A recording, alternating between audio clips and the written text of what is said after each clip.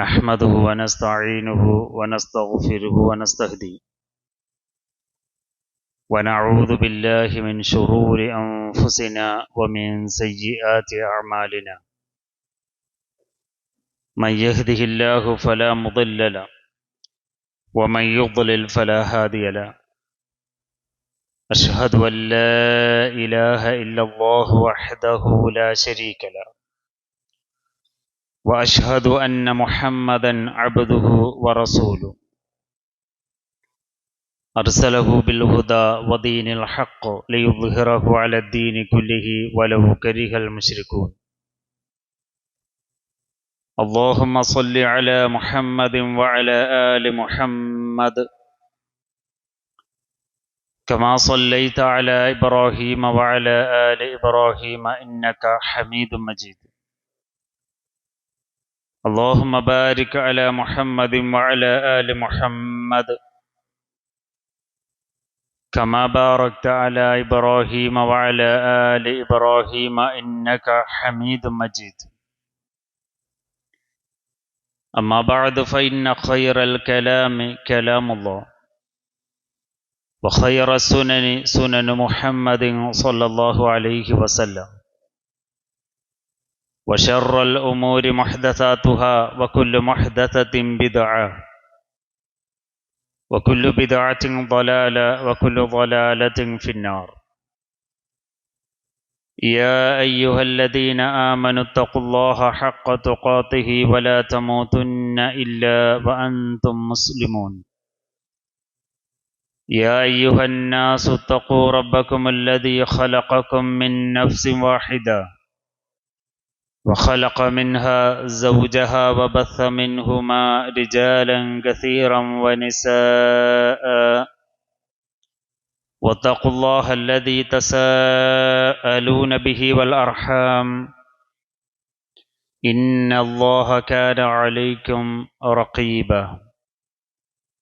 يا أيها الذين آمنوا اتقوا الله وقولوا قولا سديدا يصلح لكم أعمالكم ويغفر لكم ذنوبكم ومن يطع الله ورسوله فقد فاز فوزا عظيما. أعوذ بالله من الشيطان الرجيم. يا أيها الذين آمنوا أنفقوا من طيبات ما كسبتم ومما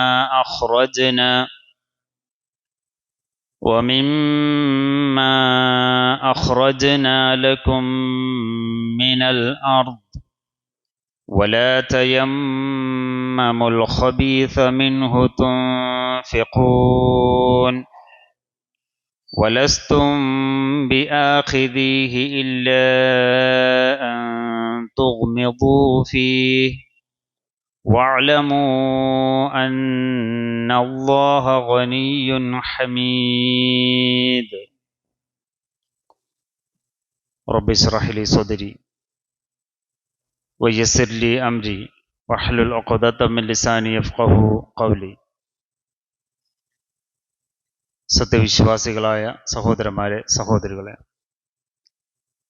അള്ളാഹുവിൻ്റെ വിധിവിലക്കുകൾ ജീവിതത്തിൻ്റെ എല്ലാ മേഖലകളിലും കാത്തുസൂക്ഷിച്ചുകൊണ്ട് ലോകത്തിൻ്റെ സ്രഷ്ടാവും നിയന്താവുമായ അള്ളാഹു സുബ്ഹാനഹു തആലയോട് പരിപൂർണമായ നിലയിൽ തഖ്വയോടെ ജീവിക്കണമേ എന്ന് എന്നെയും നിങ്ങളെയും വസിയ്യത്ത് ചെയ്യുകയാണ്. അള്ളാഹു നമ്മെ അനുഗ്രഹിക്കുമാറാകട്ടെ. പരിശുദ്ധമായ റമദാൻ നമ്മളിൽ നിന്നും വിട പറഞ്ഞുകൊണ്ടിരിക്കുന്ന ഈ ഒരു വേളയിൽ ഏറെ പുണ്യകരമായ ദിനരാത്രങ്ങളിലേക്ക് പ്രവേശിക്കാൻ വേണ്ടി കാത്തിരിക്കുന്ന നമ്മൾ, അള്ളാഹുവിൻ്റെ പ്രവാചകൻ സല്ലല്ലാഹു അലൈഹി വസല്ലം അവസാനത്തെ 10 പ്രവേശിക്കുമ്പോൾ മറ്റ് ദിവസങ്ങളിൽ ഇല്ലാത്ത നിലക്ക് ഇബാദത്തുകളിൽ അങ്ങേയറ്റം പരിശ്രമിക്കുമായിരുന്നുവെന്നാണ്. അതുകൊണ്ട് തന്നെ നമ്മളും കൂടുതൽ ഇബാദത്തുകളുമായി കൊണ്ട് മുന്നോട്ട് പോകാൻ നമുക്ക് സാധിക്കേണ്ടതുണ്ട്. എന്നാൽ വളരെ ദൗർഭാഗ്യമെന്ന് പറയട്ടെ, പള്ളികളിൽ നിന്ന് ആളുകൾ പോയിക്കൊണ്ടിരിക്കുന്നൊരവസ്ഥ. ആദ്യത്തെ ദിനങ്ങളിൽ പള്ളികൾ നിറഞ്ഞിരുന്നേച്ച ഈ ഒരു സാഹചര്യത്തിൽ നിന്ന് ഏറ്റവും കൂടുതൽ പള്ളികളുമായി കൊണ്ട് ചേർന്ന് നിൽക്കേണ്ട അവസാനത്തെ പത്തായപ്പോഴേക്കും പള്ളികളിലേക്ക് എത്തപ്പെടാൻ പറ്റാത്ത സാഹചര്യങ്ങളിലേക്ക് ആളുകൾ മാറിപ്പോയിരിക്കുകയാണ്. നമ്മൾ ഓരോരുത്തരും ഇനിയുള്ള ദിനരാത്രങ്ങളിൽ കൂടുതൽ പള്ളികളുമായി ബന്ധപ്പെട്ടുകൊണ്ട് ചേർന്നിരിക്കാൻ നമുക്ക് സാധിക്കേണ്ടതുണ്ട്. അള്ളാഹു നമ്മെ അനുഗ്രഹിക്കുമാറാകട്ടെ. ഇവിടെ ചെയ്യുന്ന ഏതൊരു പ്രവൃത്തിയും നാളെ പാരത്രിക ലോകത്ത് ചോദിക്കും എന്ന ഒരു ബോധം നമുക്കെല്ലാവർക്കും ഉണ്ടാവണം. ഈ ആയുസ്സിൽ എന്തെല്ലാം ചെയ്തിട്ടുണ്ടോ അതിനെപ്പറ്റിയെല്ലാം വളരെ സൂക്ഷ്മമായ നിലയിൽ നമ്മളോട് ചോദിക്കുക തന്നെ ചെയ്യും. അതാണ് റസൂലുള്ളാഹി സ്വല്ലല്ലാഹു അലൈഹി വസല്ലം പറഞ്ഞത്, കുല്ലുക്കും റാഇൻ വകുല്ലുക്കും മസ്ഊലുൻ അൻ റഇയ്യതിഹി. നിങ്ങളെല്ലാവരും ഭരണാധികാരികളാണ്, മേൽനോട്ടം വഹിക്കുന്ന ആളുകളാണ്. നിങ്ങൾ ആരെയാണോ മേൽനോട്ടം വഹിക്കുന്നത് അവരെപ്പറ്റി നിങ്ങളോട് ചോദിക്കുക തന്നെ ചെയ്യുമെന്നാണ്.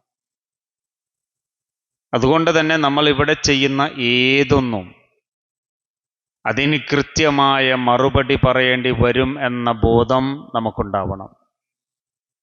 ആ പരലോകത്തിൻ്റെ പ്രത്യേകത ഇബ്രാഹിം നബി അലൈഹിസ്സലാമയുടെ പ്രാർത്ഥനയിൽ നമുക്ക് കാണാൻ സാധിക്കും. ലാ യൻഫഉ മാലുൻ വലാ ബനൂൻ. ഒരു സമ്പത്താകട്ടെ മക്കളാകട്ടെ ഉപകാരപ്പെടാത്ത ഒരു ദിനമാണ് പരലോകം. അതുകൊണ്ടാണല്ലോ വിശുദ്ധ ഖുർആനിലൂടെ ആ പരലോകത്തെ അവസ്ഥകൾ വിശദീകരിക്കുന്നിടത്ത് നമുക്ക് കാണാൻ സാധിക്കും, പകരം വെക്കാൻ വേണ്ടി പലരും അന്വേഷിച്ച് നടക്കുമെന്നുള്ളതാണ്. എന്തെങ്കിലും ഒന്ന് പകരം കൊടുത്തിട്ട് റബ്ബിൻ്റെ ശിക്ഷയിൽ നിന്നൊന്ന് രക്ഷപ്പെടാനുള്ള മാർഗം അന്വേഷിക്കുമെന്നാണ്. പലതിനെയും പറഞ്ഞു നോക്കും, പക്ഷെ അതൊന്നും അവിടെ വിലപ്പോവില്ല എന്നുള്ളതാണ്. നമ്മൾ ചെയ്യുന്ന അമലുകളും അള്ളാഹുവിൻ്റെ തൗഫീഖും നമുക്കുണ്ടാവണമെന്നാണ്. അമലുകൾ മാത്രമായി കൊണ്ട് സ്വർഗത്തിലേക്ക് പോകാൻ നമുക്ക് സാധ്യമല്ല. അത് അള്ളാഹുവിൻ്റെ റസൂൽ സല്ലല്ലാഹു അലൈഹി വസല്ലം നമുക്ക് പഠിപ്പിച്ചു തരുകയും ചെയ്തിട്ടുണ്ട്. സ്വഹാബത്തിനോടായിക്കൊണ്ട് ഉപദേശിച്ചൊരു ഉപദേശം, അമലുകൾ കൊണ്ട് മാത്രമായിക്കൊണ്ട് സ്വർഗത്തിലേക്ക് ആരും പ്രവേശിക്കുകയില്ല എന്നാണ്. സ്വഹാബത്ത് റസൂലുള്ളാഹി സ്വല്ലല്ലാഹു അലൈഹി വസല്ലമയോട് ചോദിച്ചു, അങ്ങയും അങ്ങനെ തന്നെയാണോ റസൂലേ? പ്രവാചകൻ സ്വല്ലല്ലാഹു അലൈഹി വസല്ലമയുടെ മറുപടി, അതെ, ഞാനും അങ്ങനെ തന്നെയാണ്. എൻ്റെ റബ്ബ് എന്നെ കാരുണ്യം കൊണ്ട് പൊതിഞ്ഞിട്ടില്ലായിരുന്നു എങ്കിൽ എനിക്കും സ്വർഗത്തിലേക്ക് പോകാൻ സാധിക്കില്ല എന്നാണ്. ആ റഹ്മത്തിൻ്റെ ഒരു മാസമാണ് ഈ റമളാൻ മാസം. അതുപോലെ തന്നെ അള്ളാഹുവിൻ്റെ പാപമോചനം നേടിയെടുക്കാൻ നമുക്ക് സാധിക്കണം. അതിനുവേണ്ടി നിശ്ചയിച്ചിട്ടുള്ള ഇസ്തിഗ്ഫാറും തൗബയുമെല്ലാം കൃത്യമായി ഉപയോഗിക്കാൻ എനിക്കും നിങ്ങൾക്കും സാധിക്കേണ്ടതുണ്ട്. അല്ലാഹു തആല നമ്മെ അനുഗ്രഹിക്കുമാറാകട്ടെ. സഹോദരങ്ങളെ, ഇമാം തിർമിദി ഉദ്ധരിച്ചൊരു ഹദീസ്, അള്ളാഹുവിൻ്റെ പ്രവാചകൻ സല്ലല്ലാഹു അലൈഹി വസല്ലം പറയുകയാണ്, ലാ തസൂല ഖദമ അബ്ദിൻ ഹത്താ യുസ്അൽ. ഒരടിമയുടെയും രണ്ട് കാൽപാദങ്ങളും മുന്നോട്ട് ചലിക്കാൻ സാധിക്കുകയില്ല എന്നാണ്. പരലോകത്ത് എല്ലാവരെയും ഉയർത്തെഴുന്നേൽപ്പിച്ച് നിർത്തുന്ന ആ സന്ദർഭത്തിൽ അവരുടെ കാലടികൾ ഒന്ന് മുന്നോട്ടൊന്ന് കൊണ്ടുപോകാൻ ഒരാൾക്കും സാധ്യമല്ല എന്നാണ്. ഹത്താ യുസ്അൽ, അവർ ചോദ്യം ചെയ്യപ്പെടാതെ. അപ്പൊ ചോദിക്കുമെന്നുള്ളത് ഉറപ്പാണ്. ചോദ്യം ചെയ്യാതെ ഒരാൾക്ക് പോലും ആദം അലൈഹിസ്സലാം മുതൽ അവസാനം ഇവിടെ ജീവിച്ച് മരണപ്പെടുന്ന ആരുണ്ടോ അവർ വരെ, അവസാനത്തെ മനുഷ്യൻ വരെ പരലോകത്ത് ഒരുമിച്ച് കൂട്ടുമ്പോൾ ഓരോരുത്തരോടും ഈ കാര്യങ്ങളെ സംബന്ധിച്ച് ചോദിക്കാതെ ഒരടി മുന്നോട്ട് പോകാൻ സാധിക്കില്ല എന്നുള്ളതാണ്, അല്ലെങ്കിൽ സമ്മതിക്കില്ല റബ്ബ്. അതിലെ ഒരു ചോദ്യവുമായി ബന്ധപ്പെട്ടുകൊണ്ടുള്ള വിഷയമാണ് ഇന്നത്തെ വിഷയം. സമ്പത്തുമായി ബന്ധപ്പെട്ടുകൊണ്ടുള്ളതാണ്. എല്ലാവർക്കും ഏറ്റവും ഇഷ്ടം അത് തന്നെയാണ്. ആ ഇഷ്ടം പല കാര്യങ്ങളിൽ നിന്ന് നമ്മളെ പിന്നോട്ട് കൊണ്ടുപോവുകയും ചെയ്യും.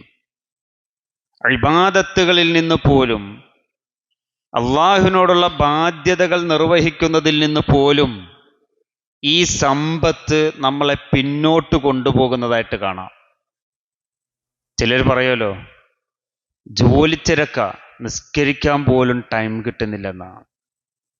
ഈ ജോലി എന്തിനുള്ളതാ? സമ്പാദിക്കാനുള്ളതാ. ആ സമ്പാദിക്കുന്നതിൽ അള്ളാഹുവിനോടുള്ള ബാധ്യതകൾ പോലും നിർവഹിക്കാൻ സമയം കിട്ടാത്ത നിലയിൽ, അല്ലെങ്കിൽ സമയം കണ്ടെത്താത്ത നിലയിൽ കിണഞ്ഞ് പരിശ്രമിക്കണേന്, സമ്പാദിച്ചുകൊണ്ടേയിരിക്കണേന്. സമ്പാദിക്കണ്ട എന്ന് ഇസ്ലാം ഒരിക്കലും പറയുന്നില്ല. പക്ഷേ അതിന് ചില മാനദണ്ഡങ്ങളുണ്ട് എന്ന് നമ്മൾ മനസ്സിലാക്കണം.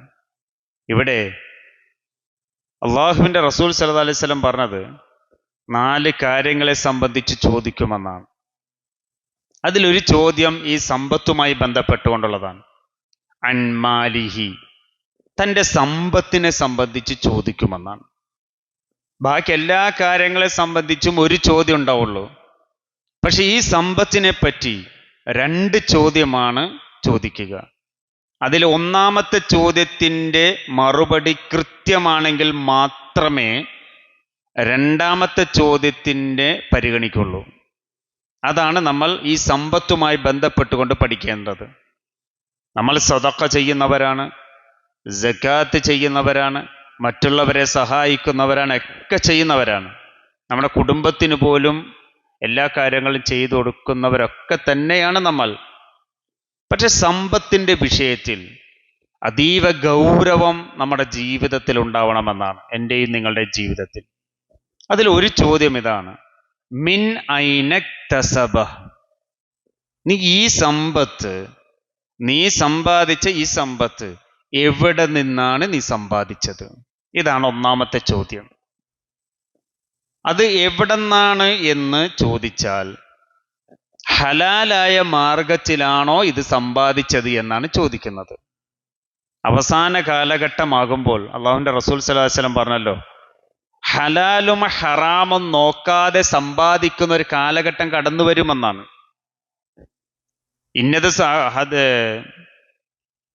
ഹലാലാണോ ഹറാമാണോ എന്ന് നോക്കുക പോലുമില്ലെന്നാ. പിന്നെ ഈ കാലത്ത് ഇതൊക്കെ നോക്കണോ? പലരുടെയും അഭിപ്രായങ്ങളാണല്ലോ ഇതെല്ലാം. ഈ കാലത്തൊക്കെ ഇതൊക്കെ നോക്കിക്കൊണ്ട് നമുക്ക് സമ്പാദിക്കാൻ പറ്റുമെന്നാണ് പലരും ചോദിക്കുന്നത്. കഴിഞ്ഞ ദിവസം ഒരാൾ ഡൗട്ട് ചോദിക്കാനാണ്, ഈ ബ്രോക്കറുമായി ബന്ധപ്പെട്ടുള്ള വിഷയമാണ്. അതായത് ഈ റിയൽ എസ്റ്റേറ്റുമായി ബന്ധപ്പെട്ടുകൊണ്ടുള്ളത്. സ്ഥലക്കച്ചവടമാണ്, അല്ലെങ്കിൽ എന്തെങ്കിലും ആട്ടെ, അത് കച്ചവടവുമായി ബന്ധപ്പെട്ടുള്ള വിഷയമാണ് ഡൗട്ട് ചോദിച്ചത്. അതിലൊരു ബ്രോക്കർ ഉണ്ടാവും. ആ ബ്രോക്കർ ആയിരിക്കുമല്ലോ 2 കണ്ണുകളെ ചേർത്ത് കൊടുക്കുന്നത്. ആ ബ്രോക്കർ ഒരു സ്ഥലത്തെ സംബന്ധിച്ച് കാണിച്ചു കൊടുത്തു. ഈ സ്ഥലത്തിൻ്റെ ഒരു ഉടമ ഉണ്ടാവും, ആ ഉടമ ഒരാൾ, ഇത് വാങ്ങാൻ ഉദ്ദേശിക്കുന്ന ഒരാളുണ്ടാവും, അതാണ് കസ്റ്റമർ. ഈ 2 പേരും തമ്മിൽ മുട്ടിച്ചു കൊടുത്തത് ഈ ബ്രോക്കറാണ്. കുറച്ച് നാൾ കഴിഞ്ഞപ്പോൾ അവർ 2 പേരുമായി പിന്നെ ബിസിനസ്, ഈ സ്ഥലത്തിൻ്റെ കച്ചവടം നടക്കുന്ന അവർ 2 പേരും മാത്രം. ഇയാളങ്ങോട്ട് പയ്യെ മാറ്റിയെന്ന. ഇതിനെ സംബന്ധിച്ച് എന്താണ് ഇസ്ലാമിക വിധി എന്നാണ് ചോദിക്കുന്നത്.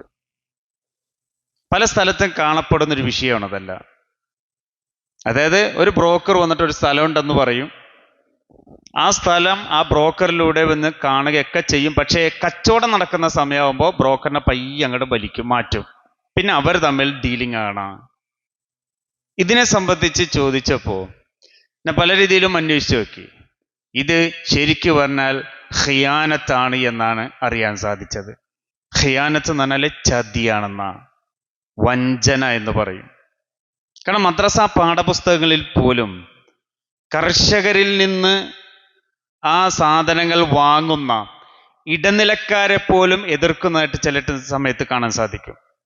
കാരണം കർഷകർ ചന്തയിലെത്തുന്നതിന് മുന്നേ, കർഷകർ ആ സാധനങ്ങളുമായി കൊണ്ട് ചന്തയിലെത്തുന്നതിന് മുന്നേ ഇടനിലയിൽ നിന്നുള്ള ആളുകൾ അത് വന്നുകൊണ്ട് കളക്ട് ചെയ്യുകയും എന്നിട്ട് ചന്തയിൽ കൊണ്ടുപോയി ഇവരിൽ നിന്നും വളരെ ഇരട്ടി വില വിൽക്കുകയും ചെയ്യുന്ന ഒരവസ്ഥ. ഇതും ഒരു തരം ചതിയാണ് എന്ന് മദ്രസ പാഠപുസ്തകത്തിൽ പോലും നമുക്ക് കാണാൻ സാധിക്കും. KNMന്റെ മദ്രസ പാഠപുസ്തകത്തിൽ ആ വിഷയമുണ്ട്. എന്ന് പറഞ്ഞാൽ കർഷകന് ആ ചന്തയിലുള്ള വില ഇപ്പോഴത്തെ അറിയില്ല, അതുകൊണ്ട് തന്നെ പറ്റിക്കപ്പെടുകയാണ് കർഷകൻ.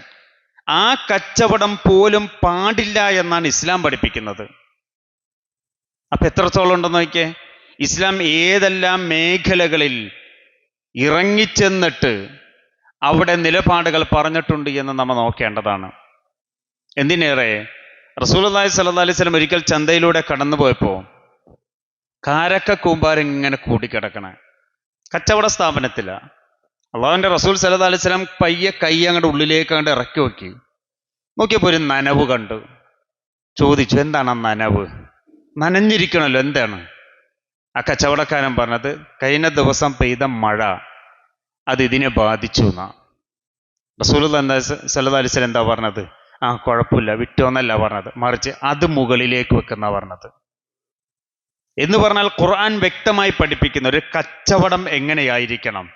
തറാദിം ബൈനഹും, വിൽക്കുന്ന ആൾക്കും വാങ്ങുന്ന ആൾക്കും തൃപ്തി ഉണ്ടാവണം എന്നാ. എന്നാലേ കച്ചവടം കച്ചവടമാകുള്ളൂ, ഹലാലാകുള്ളൂ എന്നാ നമ്മൾ ആലോചിക്കേണ്ടത്. അത്രയേറെ ഖുർആനും ഹദീസും വളരെ വ്യക്തമായിട്ടാണ് ഒരു സമ്പാദ്യം 1 രൂപ തൻ്റെ അക്കൗണ്ടിലേക്ക് വരണമെങ്കിൽ അതിൻ്റെ മാർഗനിർദ്ദേശങ്ങൾ കൃത്യമായി പഠിപ്പിച്ചു തന്നിട്ടുണ്ടെന്നുള്ളതാണ്. എന്തുകൊണ്ടാണ് ഇത് പഠിക്കാൻ കാരണം? പരലോകത്ത് ചെല്ലുമ്പോൾ ചോദിക്കുന്ന, സമ്പത്തുമായി ബന്ധപ്പെട്ട് ചോദിക്കുന്ന ആദ്യത്തെ വിഷയം ഇതാണ്, എവിടെ നിന്ന് നീ സമ്പാദിച്ചു എന്നാണ്. നമ്മൾ ചിന്തിക്കേണ്ടതാണ്. പോക്കറ്റിൽ 1 രൂപ വന്നാൽ ആ രൂപ എവിടെ നിന്നാണ് സമ്പാദിച്ചത്? ഹലാലായ മാർഗത്തിലാണോ നീ സമ്പാദിച്ചത്? അതിൻ്റെ മറുപടി പറയണമെന്നാണ്. മറ്റുള്ളവരെ പറ്റിച്ചുകൊണ്ടാണോ നീ എടുത്തത്? മറ്റുള്ളവരെ കൊള്ളലാഭം എടുത്തുകൊണ്ടാണോ നീ എടുത്തത്? ഇതെല്ലാം കൃത്യമായി നമുക്ക് പഠിക്കാൻ സാധിക്കണമെന്നാണ്. അതുകൊണ്ട് തന്നെ സ്വഹാബ വനിതകൾ, സ്വഹാബികളെ തൻ്റെ ഭർത്താക്കന്മാരെ ജോലിക്ക് വിടുമ്പോൾ ഒരു പ്രധാന ഉപദേശം നൽകിയിട്ടേ വിടുള്ളൂ എന്നാണ് നമ്മൾ കേട്ടിട്ടുള്ളതാണ് ചരിത്രങ്ങളൊക്കെ. എന്താണ്? സ്വഹാബ വനിതകൾ തൻ്റെ ഭർത്താക്കന്മാരെ ജോലിക്ക് വിടുമ്പോൾ, കച്ചവടത്തിനായി വിടുമ്പോൾ അവർ ഉപദേശിക്കുന്ന ഒരു ഉപദേശമുണ്ട്. ഈ കുടുംബത്തിലേക്ക് ഹലാലായ സമ്പാദ്യമായിരിക്കണം താങ്കൾ സമ്പാദിച്ചു കൊണ്ടുവരേണ്ടതെന്നാണ്. 1 രൂപ പോലും, 1 ദിനാർ പോലും ഹലാലല്ലാത്ത ഹറാമായ മാർഗത്തിലാണെങ്കിൽ ഈ കുടുംബത്തിലേക്ക് താങ്കൾ കൊണ്ടുവരരുത് എന്നാ പറയുന്നത്. ഇന്ന് ഏത് ഭാര്യമാര് തൻ്റെ ഭർത്താക്കന്മാരെ ഉപദേശിക്കാറുണ്ട് ഈ വിഷയം? ചിന്തിക്കേണ്ടതാണ് അതെല്ലാം. ജോലിക്ക് പോകുമ്പോൾ അല്ലെങ്കിൽ കച്ചവട സ്ഥാപനത്തിലേക്ക് പോകുമ്പോൾ, എവിടെ പോകുമ്പോഴാകട്ടെ, ഹലാലല്ലാത്ത 1 രൂപ നിങ്ങൾ ഇങ്ങോട്ട് കൊണ്ടുവരരുത്, എനിക്കും എൻ്റെ മക്കൾക്കും അത് വേണ്ട എന്ന് പറയുന്ന ഭാര്യമാരുണ്ടാവണമെന്നാണ്. കാരണം അത്രയേറെ ഗൗരവമുള്ളൊരു വിഷയമാണ് സമ്പത്തുമായി ബന്ധപ്പെട്ടുകൊണ്ടുള്ളത്. ഏത് വസ്തു ആട്ടെ നമ്മുടെ കയ്യിലേക്ക് വരുമ്പോൾ അത് ഹലാലായ മാർഗമായിരിക്കണം എന്നാ. ആ ഹലാലായ മാർഗങ്ങളെ പറ്റി പോലും ഇസ്ലാം പഠിപ്പിച്ചു തരുന്നുണ്ട്. അത് മറ്റുള്ളവർ സ്വതക്ക ചെന്നതാവാം. ആ സ്വതക്ക തരുമ്പോൾ പോലും ചിന്തിക്കേണ്ടതെന്നാണ്.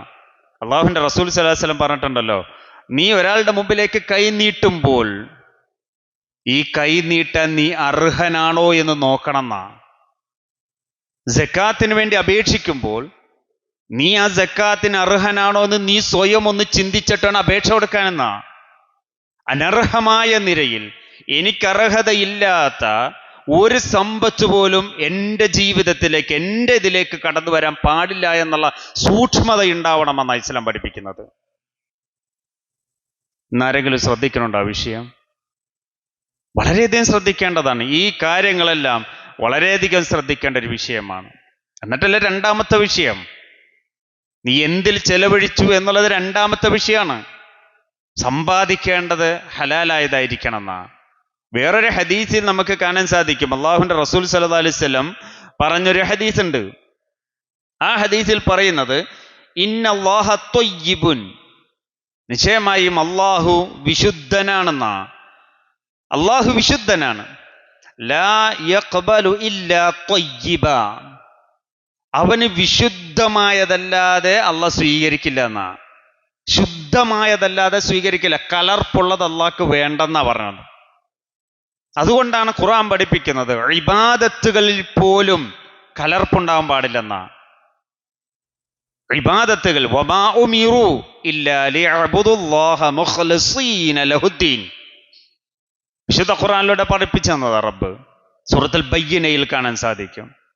വമാ ഉമിറു, അവർ കൽപ്പിക്കപ്പെട്ടിട്ടേ ഇല്ല, ഇല്ലാ ലിയഅ്ബുദുല്ലാഹ്, അള്ളാഹുവിനെ അവർ ആരാധിക്കാൻ വേണ്ടിയല്ലാതെ, ഇബാദത്ത് ചെയ്യാൻ വേണ്ടിയല്ലാതെ. എങ്ങനെ ഇബാദത്ത് ചെയ്യണം? മുഖ്ലിസീന ലഹുദ്ദീൻ, കീഴ്വണക്കം മുഴുവനും അവനെ മാത്രമാക്കിക്കൊണ്ട്, നിഷ്കളങ്കമാക്കിക്കൊണ്ട്, ആത്മാർത്ഥമായ നിലയിൽ ഇബാദത്ത് ചെയ്യണമെന്ന റബ്ബിന്. അതുകൊണ്ടല്ലേ സൂറത്തുൽ കഹ്ഫിന്റെ ഏറ്റവും അവസാനത്തെ ആയത്ത് അള്ളാഹ് പറയുന്നത് ഫമൻ കാന യർജു ലിഖാഅ റബ്ബി. അപ്പോൾ ആർക്കാണ് തൻ്റെ റബ്ബിനെ കണ്ടുമുട്ടണമെന്ന് ആഗ്രഹമുള്ളത്? നമുക്കെല്ലാവർക്കും ആഗ്രഹമുണ്ട് തൻ്റെ റബ്ബിനെ ഒരു നോക്കൊന്ന് കാണാൻ. ഈ രണ്ട് കണ്ണുകൾ കൊണ്ട് തൻ്റെ റബ്ബിനെ, ഇത്രയേറെ അനുഗ്രഹങ്ങൾ ചൊരിഞ്ഞു തന്ന ഈ റബ്ബിനെ ഒന്ന് കാണാൻ നമുക്കെല്ലാവർക്കും ആഗ്രഹമുണ്ട്. അള്ളാഹ് ചോദിക്കണേന്, അങ്ങനെ അള്ളാഹുവിനെ കണ്ടുമുട്ടാൻ നിങ്ങൾക്ക് ആഗ്രഹമുണ്ടോ? എങ്കിൽ എന്ത് ചെയ്യണമെന്നാ? ഫൽയഅമൽ അമലൻ സ്വാലിഹ, അവൻ അമൽ സ്വാലിഹാത്തുകൾ ചെയ്യട്ടെ എന്നാണ്. അവൻ സൽപ്രവർത്തികൾ ചെയ്യട്ടെ, അള്ളാഹുവിന്റെ റസൂലും പഠിപ്പിച്ചു തന്ന അമലുകൾ അവൻ ചെയ്യട്ടെ എന്നാ. എന്നിട്ട് തൊട്ടടുത്ത് പറഞ്ഞത് എന്താ? വലാ യുശ്രിക് ബിഇബാദത്തി റബ്ബിഹി അഹദ, ആ അള്ളാഹുവിനോടുള്ള ഇബാദത്തിൽ നീ ഒരാളെയും പങ്കു ചേർക്കരുതെന്ന. എന്ന് പറഞ്ഞാൽ അള്ളാഹുവിന് കൊടുക്കേണ്ടത് അള്ളാഹ്ക്ക് മാത്രമാക്കി കൊടുക്കണം എന്നാ. അതിൽ എന്തുണ്ടാകാൻ പാടില്ല? റിയാ ഉണ്ടാകാൻ പാടില്ല. അതുകൊണ്ടാണ് ഖുർആൻ പഠിപ്പിച്ചത് ഫവൈലുൽ ലിൽ മുസല്ലീൻ, നമസ്കരിക്കുന്നവർക്ക് നാശം. അള്ളാഹ് പഠിപ്പിച്ചതാ ഖുർആനിലൂടെ. ഫവൈലുൽ ലിൽ മുസല്ലീൻ, നമസ്കരിക്കുന്നവർക്ക് നാശാണ്. എങ്ങനെ നമസ്കരിക്കുന്നവർക്ക്? അല്ലദീനഹും അൻ സ്വലാത്തിഹിം സാഹൂൻ, അവർ ആ നമസ്കാരത്തെ പറ്റി അശ്രദ്ധരാണ്, ശ്രദ്ധയില്ലാത്തവരാണ്. എന്തൊക്കെയോ കാട്ടിക്കൂട്ടുന്നു എന്നല്ലാതെ അതിൻ്റെ ആ ഒരു സത്ത ഉൾക്കൊണ്ടുകൊണ്ട് ആ നമസ്കാരം അവർ നിർവഹിക്കുന്നില്ല എന്നുള്ളതാണ്. പിന്നെയോ അല്ലദീനഹും യുറാഊൻ, ആ നമസ്കരിക്കുന്നതാകട്ടെ മറ്റുള്ളവരൊന്ന് കാണിക്കാൻ വേണ്ടി മാത്ര. ആ ഇബാദത്ത് അള്ളാഹ്ക്ക് വേണ്ടെന്നാണ്. അതാണ് മറ്റുള്ളവരെ കാണിക്കാൻ വേണ്ടിയുള്ള ഏത് പ്രവൃത്തി ആയിക്കോട്ടെ അള്ളാഹ്ക്ക് അത് വേണ്ട. അതാണല്ലോ പരലോകത്ത് 3 വിഭാഗം ആളുകളെ വിചാരണക്കായി കൊണ്ടുവരും. അതിലൊരാൾ പണ്ഡിതനാണ്, രണ്ടാമത്തെ ആള് ധർമ്മിഷ്ഠനാണ്, ധർമ്മം കൊടുക്കുന്ന ഒരാളാ, മൂന്നാമത്തെ ആള് യുദ്ധത്തിൽ പങ്കെടുത്ത യോദ്ധാവാണ്. ഈ 3 പേരും അള്ളാഹിന്റെ മുമ്പിലേക്ക് കൊണ്ടുവരപ്പെടുകയാണ്. എന്നിട്ട് അള്ളാഹ് ചോദിക്കുന്നുണ്ട് അവരോട്, നിനക്ക് ഇൽമ് നൽകിയില്ലേ? പണ്ഡിതനോട് ചോദിക്കണം, നിനക്ക് ഇൽമ് നൽകിയില്ലേ? പഠിക്കാനുള്ള അവസരവും എല്ലാം നൽകിയില്ലേ നിനക്ക്? നീ ആ ഇൽമ് കൊണ്ട് നീ എന്ത് ചെയ്തു എന്ന് ചോദിക്കുന്നുണ്ട്. അദ്ദേഹം കൊടുക്കുന്ന മറുപടി, റബ്ബേ നീ എനിക്ക് ഇൽമ് നൽകി, ഞാൻ ആ ഇൽമ് മറ്റുള്ളവരെ പഠിപ്പിച്ചു കൊടുത്തു റബ്ബേ, മറ്റുള്ളവർക്ക് ഉപദേശിയായിക്കൊണ്ട് ഞാൻ മാറി റബ്ബേ. അപ്പൊ അള്ളാഹുവിന്റെ മറുപടി എന്താണ്? കദബ്ത, നീ കളവ പറഞ്ഞതെന്ന. നീ അതിലൂടെ ഉദ്ദേശിച്ചത് നിന്നെ സംബന്ധിച്ച ആളുകൾ പറയണം നീ വലിയൊരു പണ്ഡിതനാണ് എന്ന് പറയണം. അത് അവർ പറഞ്ഞു കഴിഞ്ഞു. നീ ഉദ്ദേശിച്ചത് എന്താണോ നിനക്ക് അവിടെ നിന്ന് കിട്ടിക്കഴിഞ്ഞു, ഇവിടെ നിനക്കൊന്നുമില്ല എന്ന് പറഞ്ഞുകൊണ്ട് അദ്ദേഹത്തെ നരകത്തിലേക്ക് വലിച്ചെറിയുമെന്നാണ്. എന്താണ് അദ്ദേഹത്തിന് സംഭവിച്ചു പോയത്? അദ്ദേഹം ക്ലാസ്സുകൾ എടുത്തിട്ടുണ്ട്, ഖുത്ബകൾ എടുത്തിട്ടുണ്ട്, ഉപദേശം നൽകിയിട്ടുണ്ട്, ഖുർആൻ ക്ലാസ് എടുത്തിട്ടുണ്ട്, ഖുർആൻ പഠിപ്പിച്ചു കൊടുത്തിട്ട് എല്ലാം ചെയ്തിട്ടുണ്ട്. പക്ഷെ എന്നിട്ടും നരകത്തിലേക്ക് പോയി. എന്തുകൊണ്ട്? അതാണ് നമ്മൾ ചിന്തിക്കേണ്ടത്. കലർപ്പുള്ളത് അള്ളാഹ്ക്ക് വേണ്ട. കലർപ്പ് വന്നോ അള്ളാഹ്ക്ക് വേണ്ടത്. അതെന്താണെങ്കിലും ശരി, ഇബാദത്താണെങ്കിലും ഏത് പ്രവൃത്തിയാണെങ്കിലും ശരി, അത് അള്ളാഹ്ക്ക് വേണ്ടെന്നാ. അള്ളാഹ് സ്വീകരിക്കില്ല അത്. അതുകൊണ്ട് സഹോദരൻ, നമ്മുടെ ഓരോ അമലുകളും ഓരോ പ്രവൃത്തികളും ശ്രദ്ധിക്കേണ്ടതുണ്ടെന്നാ. അതുപോലെ തന്നെ ധർമ്മിഷ്ഠനെ സംബന്ധിച്ചു കൊണ്ടുവരും. ദാനധർമ്മം ചെയ്യുന്ന ഒരാളാ, ജവാദാണ്. അദ്ദേഹത്തിനോട് ഇതന്നെയാണ് ചോദിക്കുന്നത്, സമ്പത്ത് നൽകിയില്ല, നീ എന്ത് ചെയ്തു? അദ്ദേഹം പറഞ്ഞു, സമ്പത്ത് നൽകിയത് ഞാൻ കൊടുത്തു റബ്ബേ, പാവപ്പെട്ടവരെ സഹായിച്ചു, എല്ലാവരെയും സഹായിച്ചു റബ്ബേ. പക്ഷെ അള്ളാഹുവിന്റെ മറുപടി എന്താ? ഇല്ല, നീ നുണയാ പറഞ്ഞത്. നീ ഇത് കൊടുക്കുമ്പോഴെല്ലാം നിന്റെ മനസ്സിലുള്ളത് ഒരു പ്രശസ്തി മാത്രമായിരുന്നു എന്നാ. നീ വലിയൊരു ധർമ്മിഷ്ഠനാണ് എന്ന് ആളുകൾ പറയണം. അത് പറഞ്ഞു കഴിഞ്ഞു, നിനക്കിനി ഇവിടെ ഒന്നുമില്ല എന്നാ, നരകത്തിലേക്ക് വലിച്ചെറിയും. എന്തേ സംഭവിച്ച? സമ്പത്ത് ദാനം ചെയ്തതാ. ആ ദാനം ചെയ്തപ്പോൾ പോലും അള്ളാഹു നമ്മളെ നോക്കുന്നത് നമ്മുടെ രൂപഭംഗിയിലേക്കോ നമ്മുടെ കോലത്തിലേക്കോ ഒന്നുമല്ല, നമ്മുടെ ഹൃദയത്തിലേക്കാണ്. ഇവിടെ നോക്കിയാൽ അറിയാം റബ്ബിന് ഇതെന്ത് ലക്ഷ്യത്തിലാണ് നീ ചെയ്യുന്നത് എന്ന്. അതുകൊണ്ട് തന്നെയാണ് ഏറ്റവും കൂടുതൽ ശ്രദ്ധ കൊടുക്കേണ്ടത് ഈ മനസ്സിന്, ഹൃദയത്തിനായിരിക്കണം. അവിടേക്കൊരു ചെറിയൊരു റിയാ പോലും വരാൻ പാടില്ല എന്നുള്ളതാണ്. എന്തിനേറെ സ്വഹാബത്തിന്റെ ജീവിതം എടുത്തു നോക്കിയാലേ, അവർ ഖുർആൻ പാരായണം ചെയ്യുകയാണെങ്കിൽ, ആരെങ്കിലും വീടിന്റെ പുറത്തു വന്നിട്ട് അവരെ വിളിക്കുകയാണെങ്കിൽ, ഈ പാരായണം ചെയ്തിരിക്കുന്ന ആ ഏടുകൾ ഇത് കൊണ്ടുപോയി എവിടെയെങ്കിലും കൊണ്ട് ഒളിപ്പിച്ചു വെക്കുന്ന. എന്നിട്ടാണ് എന്ത് ചെയ്യണത്? ആ ഡോറ്, ആ വാതിലൊന്ന് തുറന്നിട്ട് അയാളുടെ അടുത്തേക്ക് ചെല്ലുന്നതെന്ന്. എന്തുകൊണ്ടാ? അതുപോലും പ്രതിഫലം നഷ്ടപ്പെട്ടു പോകരുത് എന്ന് സ്വഹാബികൾ ചിന്തിച്ചു എന്നാ. നമ്മളാണെങ്കിലാ ഖുർആൻ ഓതണം, ഖുർആന്റെ ഇടയിൽ കൈ വെച്ചിട്ട് ഞാൻ ഖുർആൻ ഓതണേയിരുന്നു, അപ്പോഴാണ് നീ വന്നതെന്ന് പറയും. അപ്പൊ എന്താ? ഖുർആൻ ഓതുന്ന ഒരാളായി അവിടെ എത്തിയവിടെ. സ്വഹാബത്തിന്റെ ചിന്ത നോക്കണം എത്രത്തോളം ഉണ്ട് എന്നുള്ളത്. കാരണം അവർ ചെയ്യുന്ന അമലുകൾ ഒരിക്കലും നഷ്ടപ്പെട്ടു പോകരുതെന്ന് അവരുടെ ചിന്ത. അതുകൊണ്ട് തന്നെ എല്ലാം രഹസ്യമായിരുന്നു അവരുടേത്. അതല്ല അള്ളാഹുവിന്റെ റസൂൽ സല്ലല്ലാഹു അലൈഹി വസല്ലം പറഞ്ഞല്ലോ, നിങ്ങളുടെ ജീവിതത്തിൽ രഹസ്യമായ ഒരു നന്മയെങ്കിലും ഉണ്ടാവണമെന്നായി. അള്ളാഹുവും നമ്മളും മാത്രം അറിയുന്ന ഒരു നന്മ, രഹസ്യമായ ഒരു നന്മ നമ്മളിൽ ഉണ്ടാവണമെന്ന. അബൂബക്കർ റളിയല്ലാഹു അൻഹു നിസ്കാരം കഴിയുമ്പോൾ ഓടുമായിരുന്നു എന്നാ. ആരും അറിയണില്ല, ഓടും. കുറെ കഴിഞ്ഞപ്പോഴാണ് ആളുകൾ ഉമർ റളിയല്ലാഹു അൻഹു അന്വേഷിച്ചു തുടങ്ങി, എന്താണ്, എവിടെ പോണേണ്? നിസ്കാരം കഴിയുമ്പോൾ തന്നെ ഓടണ. എന്തേ? സുബഹിസ്കാരം കഴിഞ്ഞിട്ട് പോയിട്ട് ഒരു പ്രായമുള്ളൊരു സ്ത്രീയുടെ വീട്ടിൽ ചെന്ന് അവിടെ എല്ലാം റെഡിയാക്കി കൊടുത്ത് കുളിപ്പിച്ച് വൃത്തിയാക്കിയിട്ടൊക്കെയാണ് ഇങ്ങോട്ട് പോകുന്നത്. ആരും അറിയണില്ല. നമ്മളാണെങ്കിലോ നാട്ടുകാരെ മൊത്തം അറിയിച്ചിട്ടായിരിക്കും എന്ത് ചെയ്യണത്? ഈ പ്രവൃത്തിയൊക്കെ ചെയ്യുന്നുള്ള. എന്നിട്ട് നമ്മൾ പറയും റബ്ബന തഖബ്ബൽ മിന്ന, റബ്ബ് സ്വീകരിക്കണമെന്നാ.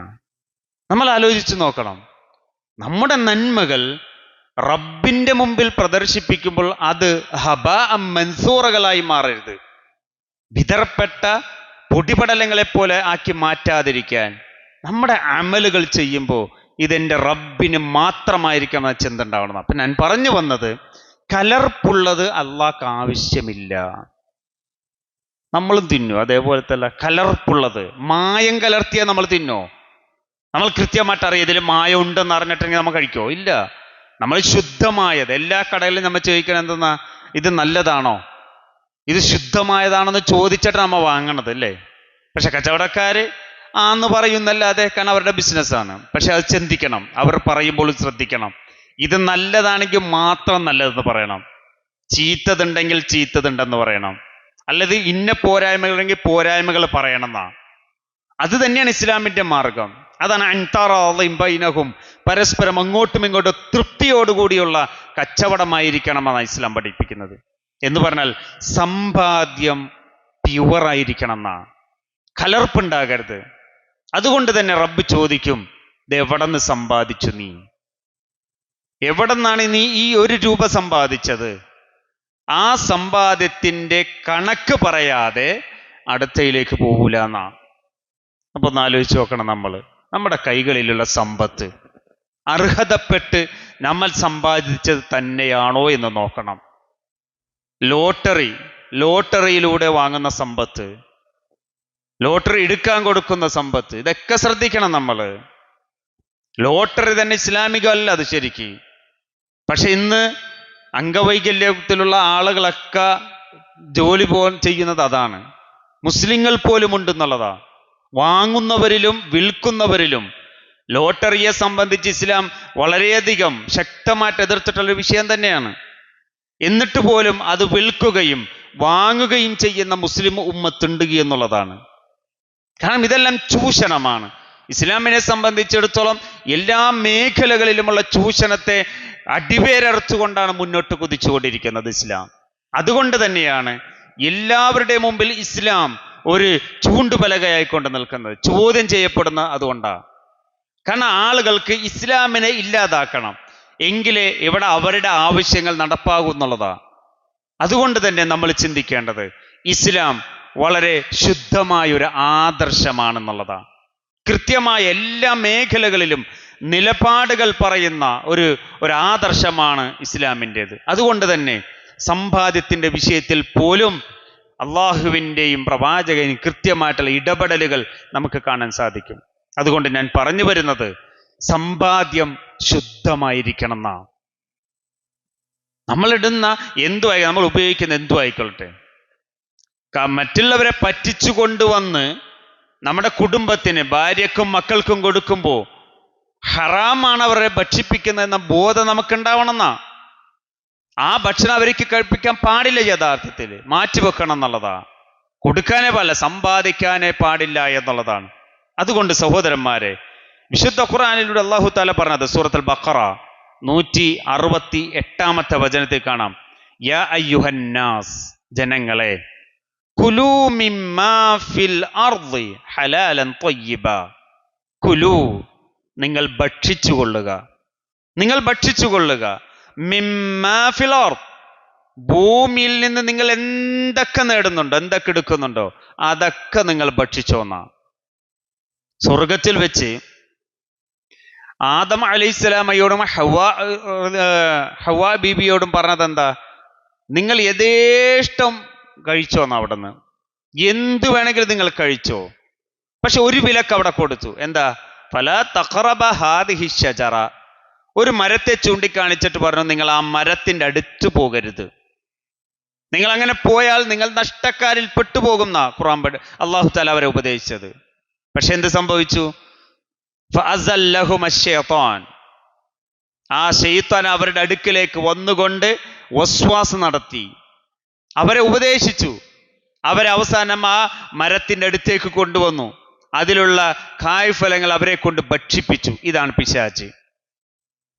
അള്ളാഹ് ഡയറക്റ്റ് പറഞ്ഞതാ ആദമിനോടും ഹവ്വായിനോടും, അങ്ങോട്ട് പോകരുത്, ആ മരത്തിന്റെ അടുത്ത് പോകരുത് എന്ന്.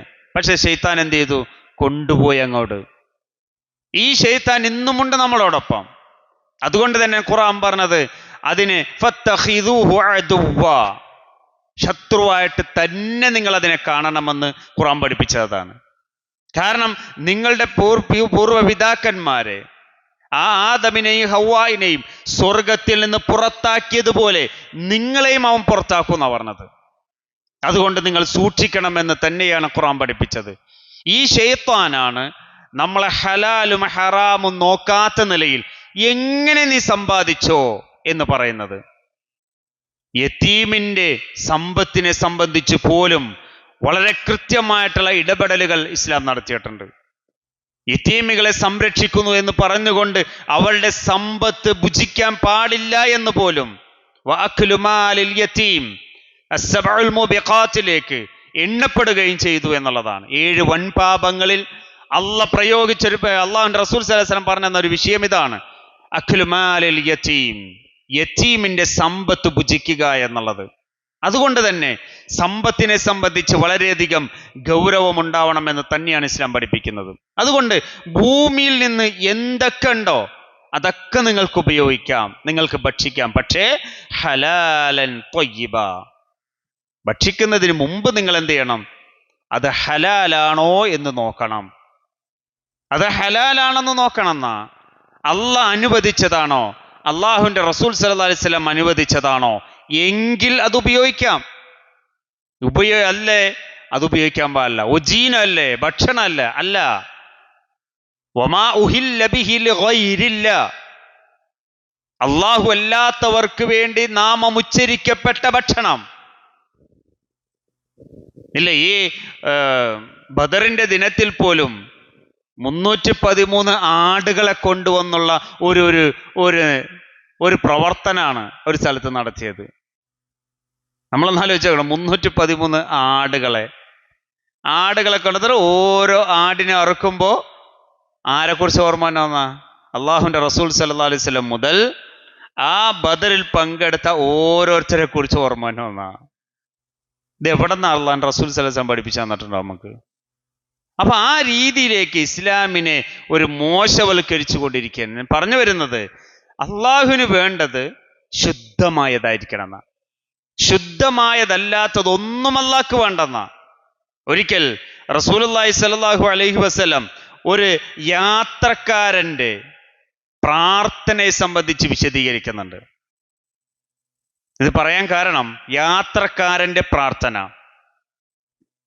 3 വിഭാഗം ആളുകളുടെ പ്രാർത്ഥന അള്ളാഹു തആല തട്ടുകയില്ല എന്നാ, അള്ളാഹ് ഡയറക്റ്റ് സ്വീകരിക്കുമെന്നാണ്. അതിലൊരു വിഭാഗം ദഅവത്തു സ്വായിം, നോമ്പുകാരന്റെ പ്രാർത്ഥനയാണ്. വേറൊരെണ്ണമാണിത് ദുആഉൽ മുസാഫിർ, യാത്രക്കാരന്റെ പ്രാർത്ഥന. ആ ഒരു യാത്രക്കാരൻ അവൻ സുമ്മ ദക്കറ റജുലു യതീലു സഫർ, ദീർഘയാത്ര ചെയ്തൊരു മനുഷ്യനാ. അശ്അസ അഗ്ബറ, അദ്ദേഹത്തിന്റെ ശരീരത്തിലൊക്കെ പൊടിപടലമുണ്ട്, മുടിയൊക്കെ സട പിടിച്ചിട്ടുണ്ട്, പൊടി ഇതെല്ലാം നിറഞ്ഞൊരു വലിയൊരു യാത്ര കഴിഞ്ഞിട്ട് വരുന്ന ഒരാളാ. യമുദ്ദു യദൈഹി ലസ്സമ, അദ്ദേഹത്തിന്റെ 2 കൈകളും ആകാശത്തിലേക്ക് ഉയർത്തി പറയുകയാണ്, യാ റബ്ബി യാ റബ്ബി, എന്റെ റബ്ബേ എന്റെ റബ്ബേ എന്ന് റബ്ബിനോട് സഹായം ചോദിക്കുകയാണ്. എന്നിട്ട് അല്ലാഹുവിന്റെ റസൂൽ സ്വല്ലല്ലാഹു അലൈഹി വസല്ലം പറയുന്നത് എന്താ? വമത്അമുഹു ഹറാം, അവൻ ഭക്ഷിക്കുന്ന ഭക്ഷണം ഹറാമായ ഭക്ഷണമാണ്. വമശ്റബുഹു ഹറാം, അവൻ കുടിക്കുന്നത് ഹറാമായിട്ടുള്ളതാണ്, പാനീയങ്ങളാണ്. വൽമസ്ബസുഹു ഹറാം, അവൻ ഇട്ടിരിക്കുന്ന ഡ്രസ്സും അത് ഹറാമിൽ നിന്നുള്ള ഡ്രസ്സാണ്. വഗുദിയ ബിൽ ഹറാം, അദ്ദേഹം മൊത്തത്തിൽ ഹറാമിൽ മുങ്ങപ്പെട്ടതാണ്. ഫഅന്നാ യുസ്തജാബു ലിദാലിക്, പിന്നെങ്ങനെയാണ് ആ പ്രാർത്ഥിച്ചവന് ഉത്തരം ലഭിക്കുക? നമ്മളും പ്രാർത്ഥിക്കണില്ലേ സഹോദരന്മാരെ?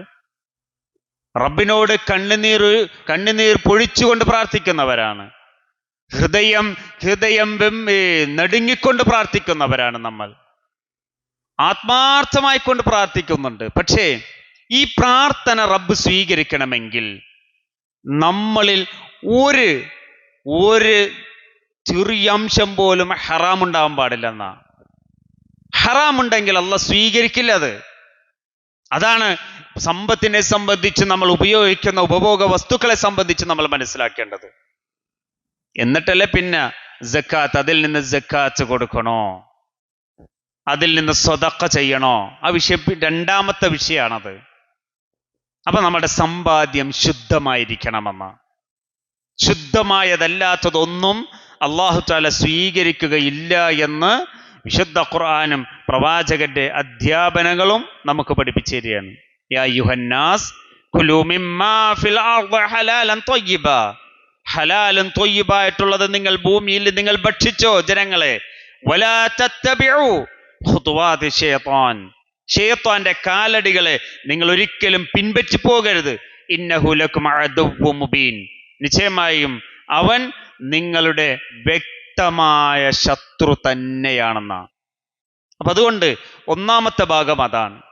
മിൻ ഐനക്തസബ, എവിടെ നിന്ന് നീ സമ്പാദിച്ചു? ഇനി സമ്പാദിച്ചു നമ്മൾ ഹലാലായ മാർഗത്തിലാണ്. ഹറാമായിട്ടുള്ള ഒരു സമ്പാദ്യം എൻ്റെ കയ്യിലില്ല. സ്ത്രീധനത്തിന്റെ അംശം പോലും എൻ്റെ കയ്യിലില്ല. ഉറപ്പിക്കണം നമ്മൾ. സ്ത്രീധനമായിട്ട് വാങ്ങുന്ന സമ്പാദ്യം പോലും, സ്ത്രീധനമായിട്ട് നമ്മൾ ആവശ്യപ്പെട്ടിട്ട് വാങ്ങിയാലും കിട്ടുമെന്ന് ഉറപ്പോടുകൂടി അവിടെ നിന്ന് കിട്ടുന്ന സമ്പാദ്യമാണെങ്കിൽ ശരി, ശ്രദ്ധിക്കേണ്ടതാണ്. അതെല്ലാം നമ്മൾ ശ്രദ്ധിക്കേണ്ടതാണ് സഹോദരന്മാരെ. ആ പെണ്ണിന്റെ വാപ്പ, പെണ്ണിന്റെ കുടുംബം എങ്ങനെയാണ് ഈ സമ്പാദ്യം നമുക്ക് തരുന്നതെന്ന ചിന്ത ഉണ്ടാവണം. അതുകൊണ്ട് തന്നെയാണ് ഇസ്ലാം അതിനെ എതിർക്കുന്നത്. സ്ത്രീധനമല്ല ഇസ്ലാമികം, മറിച്ച് മഹറാണ്, നമ്മ കൊടുക്കണം എന്നാ അങ്ങാട്ട്. അതുകൊണ്ട് സഹോദരന്മാരെ, സ്ത്രീധനത്തിന്റെ അംശമാണെങ്കിലും ലോട്ടറിയിൽ നിന്ന് സമ്പാദിച്ച സമ്പാദ്യമാണെങ്കിലും ശരി, ഇതെല്ലാം പരലോകത്ത് പ്രശ്നമാകുമെന്നുള്ള ചിന്ത നമുക്ക് ഓരോരുത്തർക്കും ഉണ്ടാകേണ്ടതുണ്ട്. അപ്പൊ മിന്നൈനക്തസഭ, എവിടെ നിന്ന് നീ സമ്പാദിച്ചു? ഇനി രണ്ടാമത്തെ ചോദ്യം, വഫീമ അൻഫഖ, നീ ഏതിലാണ് ഈ ഹലാലായ മാർഗത്തിൽ സമ്പാദിച്ച സമ്പാദ്യം നീ ഏതിലാണ് ചെലവഴിച്ചത് എന്ന് റബ്ബ് ചോദിക്കുമെന്ന. അവിടെയാണ് നമ്മുടെ വിഷയം. ധാരാളം ആളുകൾക്ക് തീരാത്ത സംശയങ്ങളുള്ളത് ഈ ഒരു വിഷയത്തിലാണ്. സ്വതക്ക കുഴപ്പമില്ല, സ്വതക്ക പിന്നെ എന്തെങ്കിലും കൊടുത്താൽ മതിയല്ലോ. സക്കാത്ത് അതല്ലല്ലോ. സക്കാത്ത് കണക്ക് നോക്കി കൃത്യമായിട്ട് അങ്ങോട്ട് കൊടുത്തേക്കണം. അത് കൊടുക്കൽ നിർബന്ധ. അതുകൊണ്ട് തന്നെ ഡൗട്ടാണ്, ഡൗട്ടാണ്, ഏറ്റവും കൂടുതൽ ഡൗട്ടാണത്. ആ ഡൗട്ട് ചോദിച്ച് ഇങ്ങനെ കൊണ്ടേയിരിക്കും. എന്നിട്ട് എവിടെന്നെങ്കിലും കൊടുക്കണ്ട എന്നൊരു മറുപടി കിട്ടിയാൽ എന്തൊരു ആശ്വാസമാണെന്നറിയോ. കൊടുക്കണ്ടെന്നൊരു പണ്ഡിതൻ പറഞ്ഞിട്ടുണ്ടല്ലോ, ബാക്കി 100 പണ്ഡിതന്മാരെ കൊടുക്കണം എന്ന് പറഞ്ഞാലും അംഗീകരിക്കൂല. കാരണം തൻ്റെ മനസ്സിലൊരു ഉത്തരവുണ്ട്, ഇത് കൊടുക്കണ്ട എന്നുള്ളത്. കാരണം അള്ളാഹ് അങ്ങാടേ നോക്കുള്ളൂ. അള്ളാഹ് അങ്ങോട്ടാ നോക്കണത്. കൊടുക്കണം എന്നുള്ള ചിന്ത മനസ്സിലുണ്ടെങ്കിൽ അള്ളാഹ് അങ്ങോട്ട് എത്തിക്കും, നമ്മളെ കൊടുപ്പിക്കും. കൊടുക്കണ്ടെന്ന് ചിന്ത ഉണ്ടെങ്കിൽ അള്ളാഹ് ആരെങ്കിലും കൊണ്ടുവന്നിട്ട് മുമ്പിൽ നിർത്തി തരും, കൊടുക്കണ്ട എന്ന് പറയിപ്പിക്കാൻ വേണ്ടി. അതാണ് മനസ്സിലാക്കേണ്ടത് നമ്മൾ. കാരണം അതല്ലേ, ഒരു ചാൺ അള്ളാഹുലേക്ക് അടുത്താൽ ഒരു മുഴ ഇങ്ങോട്ട് വരും എന്ന് പറഞ്ഞാൽ ഇതാ. ഒന്ന് അടുക്കാൻ ഒരു മനസ്സുണ്ടായാൽ അള്ളാഹ് അങ്ങോട്ട് കൊണ്ടുപോയിക്കോളും നമ്മളെ. മനസ്സില്ലെങ്കിലോ അള്ളാഹ് കൊണ്ടുപോവില്ല, അതിങ്ങനെ പിടിച്ചു നിർത്തും റബ്ബ്. ഭയങ്കര പ്രയാസമായിരിക്കും അതല്ല. അതുകൊണ്ട് തന്നെ സമ്പത്തിന്റെ വിഷയത്തിൽ കൊടുക്കാൻ നമുക്ക് സാധിക്കണം. അള്ളാഹുവിന്റെ റസൂൽ സല്ലല്ലാഹു അലൈഹി വസല്ലമയുടെ ജീവിതത്തെ സംബന്ധിച്ച് നമുക്കറിയാലോ, മാസങ്ങളോളം അടുപ്പിൽ നിന്ന് പുക ഉയർന്നിട്ടില്ല എന്ന് ആയിഷ റളിയല്ലാഹു അൻഹ പറയുന്നത്. എന്ന് പറഞ്ഞാൽ പട്ടിണിയായിരുന്നു എന്നാ. ഒരു കുറച്ച് ഗോതമ്പിന് വേണ്ടി പോലും പണയം വെച്ച പ്രവാചകൻ സല്ലല്ലാഹു അലൈഹി വസല്ലം അവസാനം ബാധ്യതകളെല്ലാം, മരണത്തോടടുക്കുന്ന സമയത്ത് ബാധ്യതകളെല്ലാം നിർവഹിക്കുന്ന സമയത്ത് പടയെങ്കി ഒരു ജൂതന്റെ കയ്യിലാ പണയം വെച്ചേക്കണേ. ആ പ്രവാചകനെ സംബന്ധിച്ച് റമളാൻ ഇങ്ങോട്ട് പ്രവേശിച്ചു കഴിഞ്ഞാൽ എന്താണെന്നാ പറഞ്ഞിരുന്നത്? ഒരു കൊടുങ്കാറ്റ് വീശുന്നത് പോലെയായിരുന്നു അള്ളാഹുവിന്റെ റസൂൽ സല്ലല്ലാഹു അലൈഹി വസല്ലം ദാനധർമ്മങ്ങളിൽ എന്നാണ്. എന്തുണ്ടായിട്ടാണ് പ്രവാചകൻ കൊടുത്തിരുന്നത്? നമുക്കുണ്ടായിട്ട് കൊടുക്കാൻ ഭയങ്കര മടിയാ. അത് സ്വതക്കയാണെങ്കിലും. ഇപ്പൊ ഞാനൊരു പള്ളിയിൽ അന്വേഷിച്ചപ്പോ അവിടെ ഒന്നരാടം സ്വതക്ക കൊടുപ്പിക്കുള്ളൂ എന്നാ. റമളാൻ ഒരു മാസമുള്ള ആകെ. ആ ഒരു മാസത്തിൽ മാക്സിമം സ്വതക്കകൾ മറ്റുള്ളവരിൽ നിന്ന് സ്വീകരിക്കാൻ വേണ്ടി പള്ളികൾ കൊടുക്കുമ്പോൾ ഒരു പള്ളി അവിടുത്തെ തീരുമാനം എടുത്തേക്കണത്, ഇന്ന് സ്വതക്ക എടുത്തിട്ടുണ്ടെങ്കിൽ നാളെ വേണ്ട. ആളുകൾ എന്തിനാ മുഷിപ്പിക്കണമെന്നാ. എന്ന് പറഞ്ഞാൽ ആളുകൾ സ്വർഗത്തേക്ക് പോകണ്ടെന്നായി പറയണ. ഒന്ന് ആലോചിച്ച് നോക്കിയേ. ഇടുന്നൊരിടട്ടെ, ഇടാത്തൊരു വേണ്ട. പക്ഷെ ഒരു സ്വതക്ക ചോദിച്ചുകൊണ്ട് ഇങ്ങോട്ട് വരുമ്പോ നമ്മ തള്ളിവിടലല്ല വേണ്ടത്. നമ്മൾ ചിന്തിക്കേണ്ടതാണ്. നമ്മുടെ പള്ളി എന്ന് പറയുമ്പോൾ വഅന്നൽ മസാജിദ ലില്ലാഹ് ഫലാ തദഉ മഅ അല്ലാഹി അഹദ, അള്ളാഹുവിനെ മാത്രം വിളിച്ചു തേടുന്ന പള്ളികൾ എന്ന് പറയുമ്പോൾ ആ പള്ളികളിലേക്ക് പല കാര്യങ്ങൾക്ക് വേണ്ടി വരുമ്പോൾ ഒരത്താണിയായി മാറണം എന്നാ പള്ളികൾ. ഞാൻ പറഞ്ഞു വന്നത് അതല്ല, വിഷയങ്ങൾ നമ്മൾ കൃത്യമായിട്ട് മനസ്സിലാക്കണം എന്നാ. സ്വതക്ക കൊടുക്കാൻ താല്പര്യം ഉണ്ടാവരുണ്ടാവും, ഇല്ലാത്തവരും ഉണ്ടാവും. അതുകൊണ്ട് അതൊന്നും വിഷയമല്ല. ശരിക്കും പറഞ്ഞാല് സ്വതക്ക കൊടുക്കുന്നവർക്ക് അതിൻ്റെതായിട്ടുള്ള പ്രതിഫലം റബ്ബ് നൽകും. എന്നാൽ സ്വതക്ക കൊടുക്കാൻ താല്പര്യമില്ലാത്തവരെ സംബന്ധിച്ചിടത്തോളം വേണ്ട, റബ്ബും അവരും തമ്മിലായിക്കോട്ടെ. ആ രീതിയിലേക്ക് നമ്മുടെ മനസ്സുകളെ മാറ്റിയെടുക്കാൻ നമുക്ക് സാധിക്കണമെന്നുള്ളതാണ്. അപ്പൊ സ്വതക്കയുമായി ബന്ധപ്പെട്ടുകൊണ്ട് നമ്മൾ മനസ്സിലാക്കേണ്ടത്, ഒരിക്കൽ അള്ളാഹുവിന്റെ റസൂൽ സല്ലല്ലാഹു അലൈഹി വസല്ലമയുടെ അടുക്കൽ ഒരു അഅറാബി വന്നിട്ട് പ്രവാചകന്റെ ആ കഴുത്തിലിട്ടിരുന്ന ആ ഷാൾ അങ്ങോട്ട് പിടിച്ചു വലിച്ചു. നമ്മൾ കേട്ടിട്ടുള്ളത് എന്തല്ല, ഷാള് പിടിച്ചു വലിച്ചു. അപ്പൊ ആ വലിയുടെ ആഘാതത്തിൽ പ്രവാചകന്റെ കഴുത്തിൽ പോറൽ വന്നു. പക്ഷെ റസൂലുള്ളാഹി സ്വല്ലല്ലാഹു അലൈഹി വസല്ലം ചിരിച്ചുകൊണ്ടാണ് തിരിഞ്ഞത്. നിനക്ക് എന്താണ് ആവശ്യമെന്ന് ചോദിച്ചത്. അപ്പൊ സ്വതക്കയാണ് ചോദിച്ചത്, എന്തെങ്കിലും തരണമെന്നാ പറഞ്ഞത്. ആ സമയത്ത് റസൂലുള്ളാഹിന്റെ സ്വല്ലല്ലാഹു അലൈഹി വസല്ലമയുടെ കയ്യിൽ ഒന്നും ഉണ്ടായിരുന്നില്ല. സഹാബത്തിനോട് ചോദിച്ച് എന്തെങ്കിലും ഉണ്ടെങ്കിൽ ആ മനുഷ്യന് കൊടുത്തു വിടുക എന്ന്. ഇതാണ് സ്വതക്കയുടെ വിഷയം. മനസ്സറിഞ്ഞു കൊടുക്കാൻ സാധിക്കണമെന്ന ഏത് വിഷയവും നമ്മൾ കൊടുക്കുമ്പോൾ മനസ്സറിഞ്ഞു കൊടുക്കാൻ സാധിക്കണമെന്ന. പലപ്പോഴും അങ്ങോട്ട് കൊടുക്കുമ്പോഴാണ് ഭയങ്കര ഒരു പ്രയാസം. ശരിക്കും പറഞ്ഞാല് ഇങ്ങോട്ട് കിട്ടുന്നതാണെങ്കിലോ കറക്റ്റായിട്ട് വാങ്ങിയെടുക്കും. നമ്മൾ ഇങ്ങോട്ട് വാങ്ങാനുള്ളതാണെങ്കിൽ കറക്റ്റായിട്ട് വാങ്ങിയെടുക്കും. പക്ഷെ കൊടുക്കാൻ പറയുന്നത്, പക്ഷെ അതിലും വിശുദ്ധ ഖുർആന്റെ ആയത്തുകളൊന്നും എടുത്തു നോക്കിയാൽ അറിയാൻ സാധിക്കും. കാരണം നമ്മുടേതാണെന്ന് ഉദ്ദേശിക്കുമ്പോഴല്ല നമുക്ക് കൊടുക്കാൻ മടി വരുന്നത്. അതുകൊണ്ട് തന്നെ സമ്പത്തുമായി ബന്ധപ്പെട്ടുകൊണ്ട് ഖുർആൻ പഠിപ്പിക്കുന്നത് എന്താണ്? മിമ്മ റസഖ്നാകും, നാം നിങ്ങൾക്ക് നൽകിയതിൽ നിന്നാ. മിൻ മാലില്ല, അള്ളാഹുവിന്റെ സമ്പത്തിൽ നിന്ന് നിങ്ങൾ കൊടുക്കുന്ന പറയണത്. എന്താ അതിന്റെ അർത്ഥം? ഇത് നമ്മളൊരു ട്രസ്റ്റി മാത്രമാണ്, നമ്മളെ ഏൽപ്പിച്ചിട്ടുള്ളൂ. ആ ഏൽപ്പിച്ചതിൽ നിന്ന് ഇത്ര അങ്ങോട്ട് കൊടുത്തേക്കെന്ന് പറഞ്ഞാൽ പിന്നെ എന്തേ നമുക്ക് മടി എന്നാണ് അള്ളാഹ് ചോദിക്കുന്നത്. ആ മടി പോലും ഇല്ലാതിരിക്കാൻ വേണ്ടിയാണ് ഖുർആനിന്റെ പ്രയോഗം. വഅൻഫിഖൂ മിമ്മാ റസഖ്നാകും മിൻ ഖബ്ലി അയ്യഅതിയ അഹദകുമുൽ മൗത്ത്. നമ്മൾ കേട്ടിട്ടുള്ള ആയത്താണത്.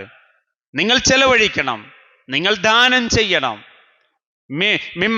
മിമ്മാ റസഖ്നാകും, നാം നിങ്ങൾക്ക് ഉപജീവനമായി നൽകിയതിൽ നിന്ന്. മിൻ ഖബ്ലി അയ്യഅതിയ അഹദകുമുൽ മൗത്ത്, നിങ്ങളുടെ അടുത്തേക്ക്, നിങ്ങളുടെ ഒരാളിലേക്ക് മരണം വന്നെത്തുന്നതിന് മുന്നേ, ആ മരിക്കുന്നതിന് മുന്നേ നിങ്ങൾ സ്വതക്ക ചെയ്യണമെന്നാണ് ഇസ്ലാം പഠിപ്പിക്കുന്നത്. ആ സ്വതക്ക ചെയ്യാതെ വെച്ചുകൊണ്ടാണ് നമ്മൾ മരിച്ചു പോകുന്നത് എങ്കിൽ, ഒരിക്കൽ റസൂലുള്ളാഹി സ്വല്ലല്ലാഹു അലൈഹി വസല്ലം ആയിഷ റളിയല്ലാഹു അൻഹയോട് പറഞ്ഞു, ഒരാടിനെ കൊടുത്തിട്ടാണ് ഇത് ദാനം ചെയ്തേക്കെന്ന് പറഞ്ഞു. എന്നിട്ട് റസൂൽ അങ്ങോട്ട് പോയി. തിരിച്ചു വന്നപ്പോ ആയിഷ റളിയല്ലാഹു അൻഹയോട് ചോദിച്ചു റസൂലുള്ളാഹി സ്വല്ലല്ലാഹു അലൈഹി വസല്ലം, എന്തേ കൊടുത്തോ? എല്ലാം കൊടുത്തതിനല്ലേ? അപ്പൊ ആയിഷ റളിയല്ലാഹു അൻഹ പറഞ്ഞു, എല്ലാം കൊടുത്തു, ഇത് മാത്രം ഇവിടെ ഉണ്ടെന്ന്. ഒരു റസൂലുള്ളാഹിക്ക് ഏറ്റവും ഇഷ്ടപ്പെട്ട ഒരു ഭാഗമുണ്ട്, ആ ഭാഗം മാത്രം ഇവിടെ വെച്ചിട്ടുണ്ടെന്ന് പറഞ്ഞു. അപ്പൊ റസൂലുള്ളാഹി പറഞ്ഞ എന്താണെന്നറിയാമോ? അല്ല, അങ്ങനെയല്ല, എല്ലാം നമുക്ക് കിട്ടി, ഇത് മാത്രം അവശേഷിച്ചു എന്നാ. എന്താ ഇതിന്റെ അർത്ഥം? കൊടുത്തതാണ് നമുക്ക് കിട്ടുള്ളൂ, കൊടുക്കാത്തത് നമുക്ക് കിട്ടൂല എന്നുള്ളതാ. അപ്പൊ കൊടുക്കാൻ നമുക്ക് സാധിക്കണം എന്നുള്ളതാ.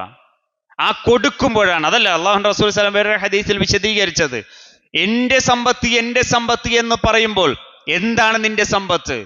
നീ തിന്നു തീർത്തതാണ് നിനക്കുള്ളത്. നീ ഡ്രസ് ഇട്ടിട്ട് അത് നുരുമ്പിച്ചതാണ് നിനക്കുള്ളത്, ഉപയോഗിച്ച് തീർത്താണ് നിനക്കുള്ളത്. നിന്റെ കയ്യിലുള്ള സമ്പത്ത് അത് ചെലവഴിച്ചത് മാത്രം നിന്റെ കയ്യിലുള്ളൂ, നിനക്ക് കിട്ടുള്ളൂ. ചെലവഴിക്കാതെ വെച്ചത് നിനക്കുള്ളതല്ല, നിന്റെ മരണശേഷം അത് അനന്തര സ്വത്തായി പോകുമെന്നാണ്. അതുകൊണ്ട് തന്നെ കൊടുക്കാൻ നമുക്ക് സാധിക്കണമെന്നാ.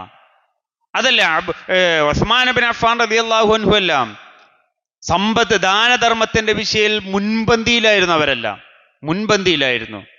അതുപോലെ തന്നെ അബൂബക്കർ റളിയല്ലാഹു അൻഹും ഉമർ റളിയല്ലാഹു അൻഹും മത്സരിക്കുമായിരുന്നു ഈ വിഷയത്തിൽ. ആ വിഷയത്തിലെല്ലാം വിജയിച്ച് മുന്നേറിയിരുന്നത് അബൂബക്കർ സിദ്ദീഖ് റളിയല്ലാഹു അൻഹു ആയിരുന്നു. അതുകൊണ്ട് സഹോദരന്മാരെ, നമുക്ക് മറ്റുള്ളവരിലേക്ക് കൊടുക്കാൻ നമുക്ക് സാധിക്കണമെന്നുള്ളതാണ്. സ്വതക്ക വേറെയാണ്, സക്കാത്ത് വേറെയാണ്. സ്വതക്ക നമ്മളിൽ ഉള്ളത് കൊടുത്താൽ മതി. നമുക്ക് എന്താണ് നമുക്കുള്ളത് അതിൽ നിന്ന് കൊടുത്താൽ, 1 രൂപയാണെങ്കിലും 50 പൈസയാണെങ്കിലും 100 രൂപയാണെങ്കിലും എത്രയാണെങ്കിലും നമുക്ക് കൊടുക്കാം. അത് സ്വതക്കയാണ്. നമ്മുടെ ഇഷ്ടത്തിനനുസരിച്ചുകൊണ്ട് ഇഷ്ടമുള്ള സന്ദർഭത്തിൽ കൊടുക്കാം നമുക്കത്. പക്ഷെ സക്കാത്ത് അതല്ല. സക്കാത്ത് നിർബന്ധദാനമാണത്. അതായത് നമ്മുടെ കയ്യിൽ 1 വർഷം തികയുമ്പോൾ നമ്മുടെ എല്ലാ ചെലവുകളും കഴിച്ചുകൊണ്ട്, കുടുംബത്തിൻ്റെ, അതുപോലെ തന്നെ സ്വന്തത്തിൻ്റെ, രോഗത്തിൻ്റെ വിഷയത്തിൽ, അതുപോലെ തന്നെ യാത്രയുടെ വിഷയത്തിൽ, പഠനത്തിൻ്റെ വിഷയത്തിൽ, ഇതിലെല്ലാത്തിലും ഉപയോഗിച്ച് കഴിഞ്ഞ് മിച്ചം വരുന്ന ക്യാഷ്, മിച്ചം വരുന്നു. ഒരു വർഷം കഴിയുമ്പോൾ മിച്ചം വരുന്നു, എല്ലാ ചെലവും കഴിഞ്ഞ് എൻ്റെ കയ്യിൽ ഇത്ര കാശുണ്ട്. ആ കാശിൽ നിന്നാണ് എന്ത് ചെയ്യേണ്ടത്? സക്കാത്ത് കൊടുക്കേണ്ടത്. ആ ക്യാഷ് എത്രയാവണം? നിസ്വാബ് എത്തണം. നിസ്വാബ് എന്ന് പറഞ്ഞാൽ സക്കാത്ത് കൊടുക്കേണ്ട പരിധി. ആ സക്കാത്ത് കൊടുക്കേണ്ട പരിധി എത്തിക്കഴിഞ്ഞാൽ അതിൽ നിന്നും എത്രയാണോ പറഞ്ഞിട്ടുള്ള അത്രയും ശതമാനം സക്കാത്ത് കൊടുക്കണം. സമ്പത്തിൻ്റെതാണെങ്കിൽ 2.5% സക്കാത്ത് കൊടുക്കണം. അതിൻ്റെ നിസ്വാബ് എത്രയാണ്? 590 ഗ്രാം വെള്ളി. ഇന്നത്തെ കാലത്ത് ഈ കണക്ക് നോക്കുന്ന ഈ ദിവസം 590 ഗ്രാം വെള്ളിയുടെ വില മാർക്കറ്റിൽ എത്രയാണോ ആ എമൗണ്ട് ഈ നമ്മൾ മിച്ചം വന്നിരിക്കുന്ന എമൗണ്ടുമായി കൊണ്ട് ഈക്വൽ ആണെങ്കിൽ, ഇപ്പൊ 6000 രൂപയാണ് ഈ വെള്ളിയുടെ 590 ഗ്രാം വെള്ളിയുടെ വില. ഇന്നത്തെ മാർക്കറ്റ് റേറ്റിൽ 6000 രൂപ ഉണ്ടെങ്കിൽ എൻ്റെ എല്ലാ ചെലവും കഴിച്ച് ഒരു വർഷം കഴിഞ്ഞപ്പോൾ എൻ്റെ കയ്യിൽ 6000 രൂപയുണ്ട് എങ്കിൽ അതിൽ നിന്നും 2.5% സക്കാത്ത് കൊടുക്കണം. അതാണ് ഇസ്ലാമിന്റെ സക്കാത്ത്. ഇനി 6000 ഇല്ല, 5900 ഉള്ളൂ, സക്കാത്ത് കൊടുക്കണ്ട. കാരണം നിസ്വാബ് എത്തിയിട്ടില്ല. ആ നിസ്വാബ് എത്തുമ്പോൾ മാത്രമാണ് സക്കാത്ത് കൊടുക്കൽ നിർബന്ധമാകുന്നത്. അതെത്രയാണ് കൊടുക്കേണ്ടത്? 2.5% എന്ന് പറഞ്ഞാൽ 100 രൂപയുണ്ടെങ്കിൽ അതിൽ നിന്നും 2.5 രൂപ സക്കാത്ത് കൊടുക്കണമെന്നാ. ബാക്കി 97.5 രൂപയും തൻ്റെ കയ്യിലിരുന്നോട്ടെ, കാരണം അത് ശുദ്ധമായ സമ്പത്താ. ആ 2.5% അത് എൻ്റെതല്ല, അത് അർഹതയുള്ള ആളുകളുണ്ട്, അവരിലേക്ക് നീ കൊടുക്കണം അതെന്നാ. അത് കൊടുക്കാതായാൽ നാളെ പാരത്രിക ലോകത്ത് അതിൻ്റെ ശിക്ഷകൾ അനുഭവിക്കേണ്ടി വരുമെന്ന് ഖുർആൻ തന്നെ നമുക്ക് പഠിപ്പിച്ചു തരുന്നുണ്ട്. നമ്മൾ ചിന്തിക്കേണ്ടതാണ് ഈ വിഷയങ്ങളെല്ലാം. അതുപോലെ തന്നെയാണ് സ്വർണത്തിന്റെ സക്കാത്തും.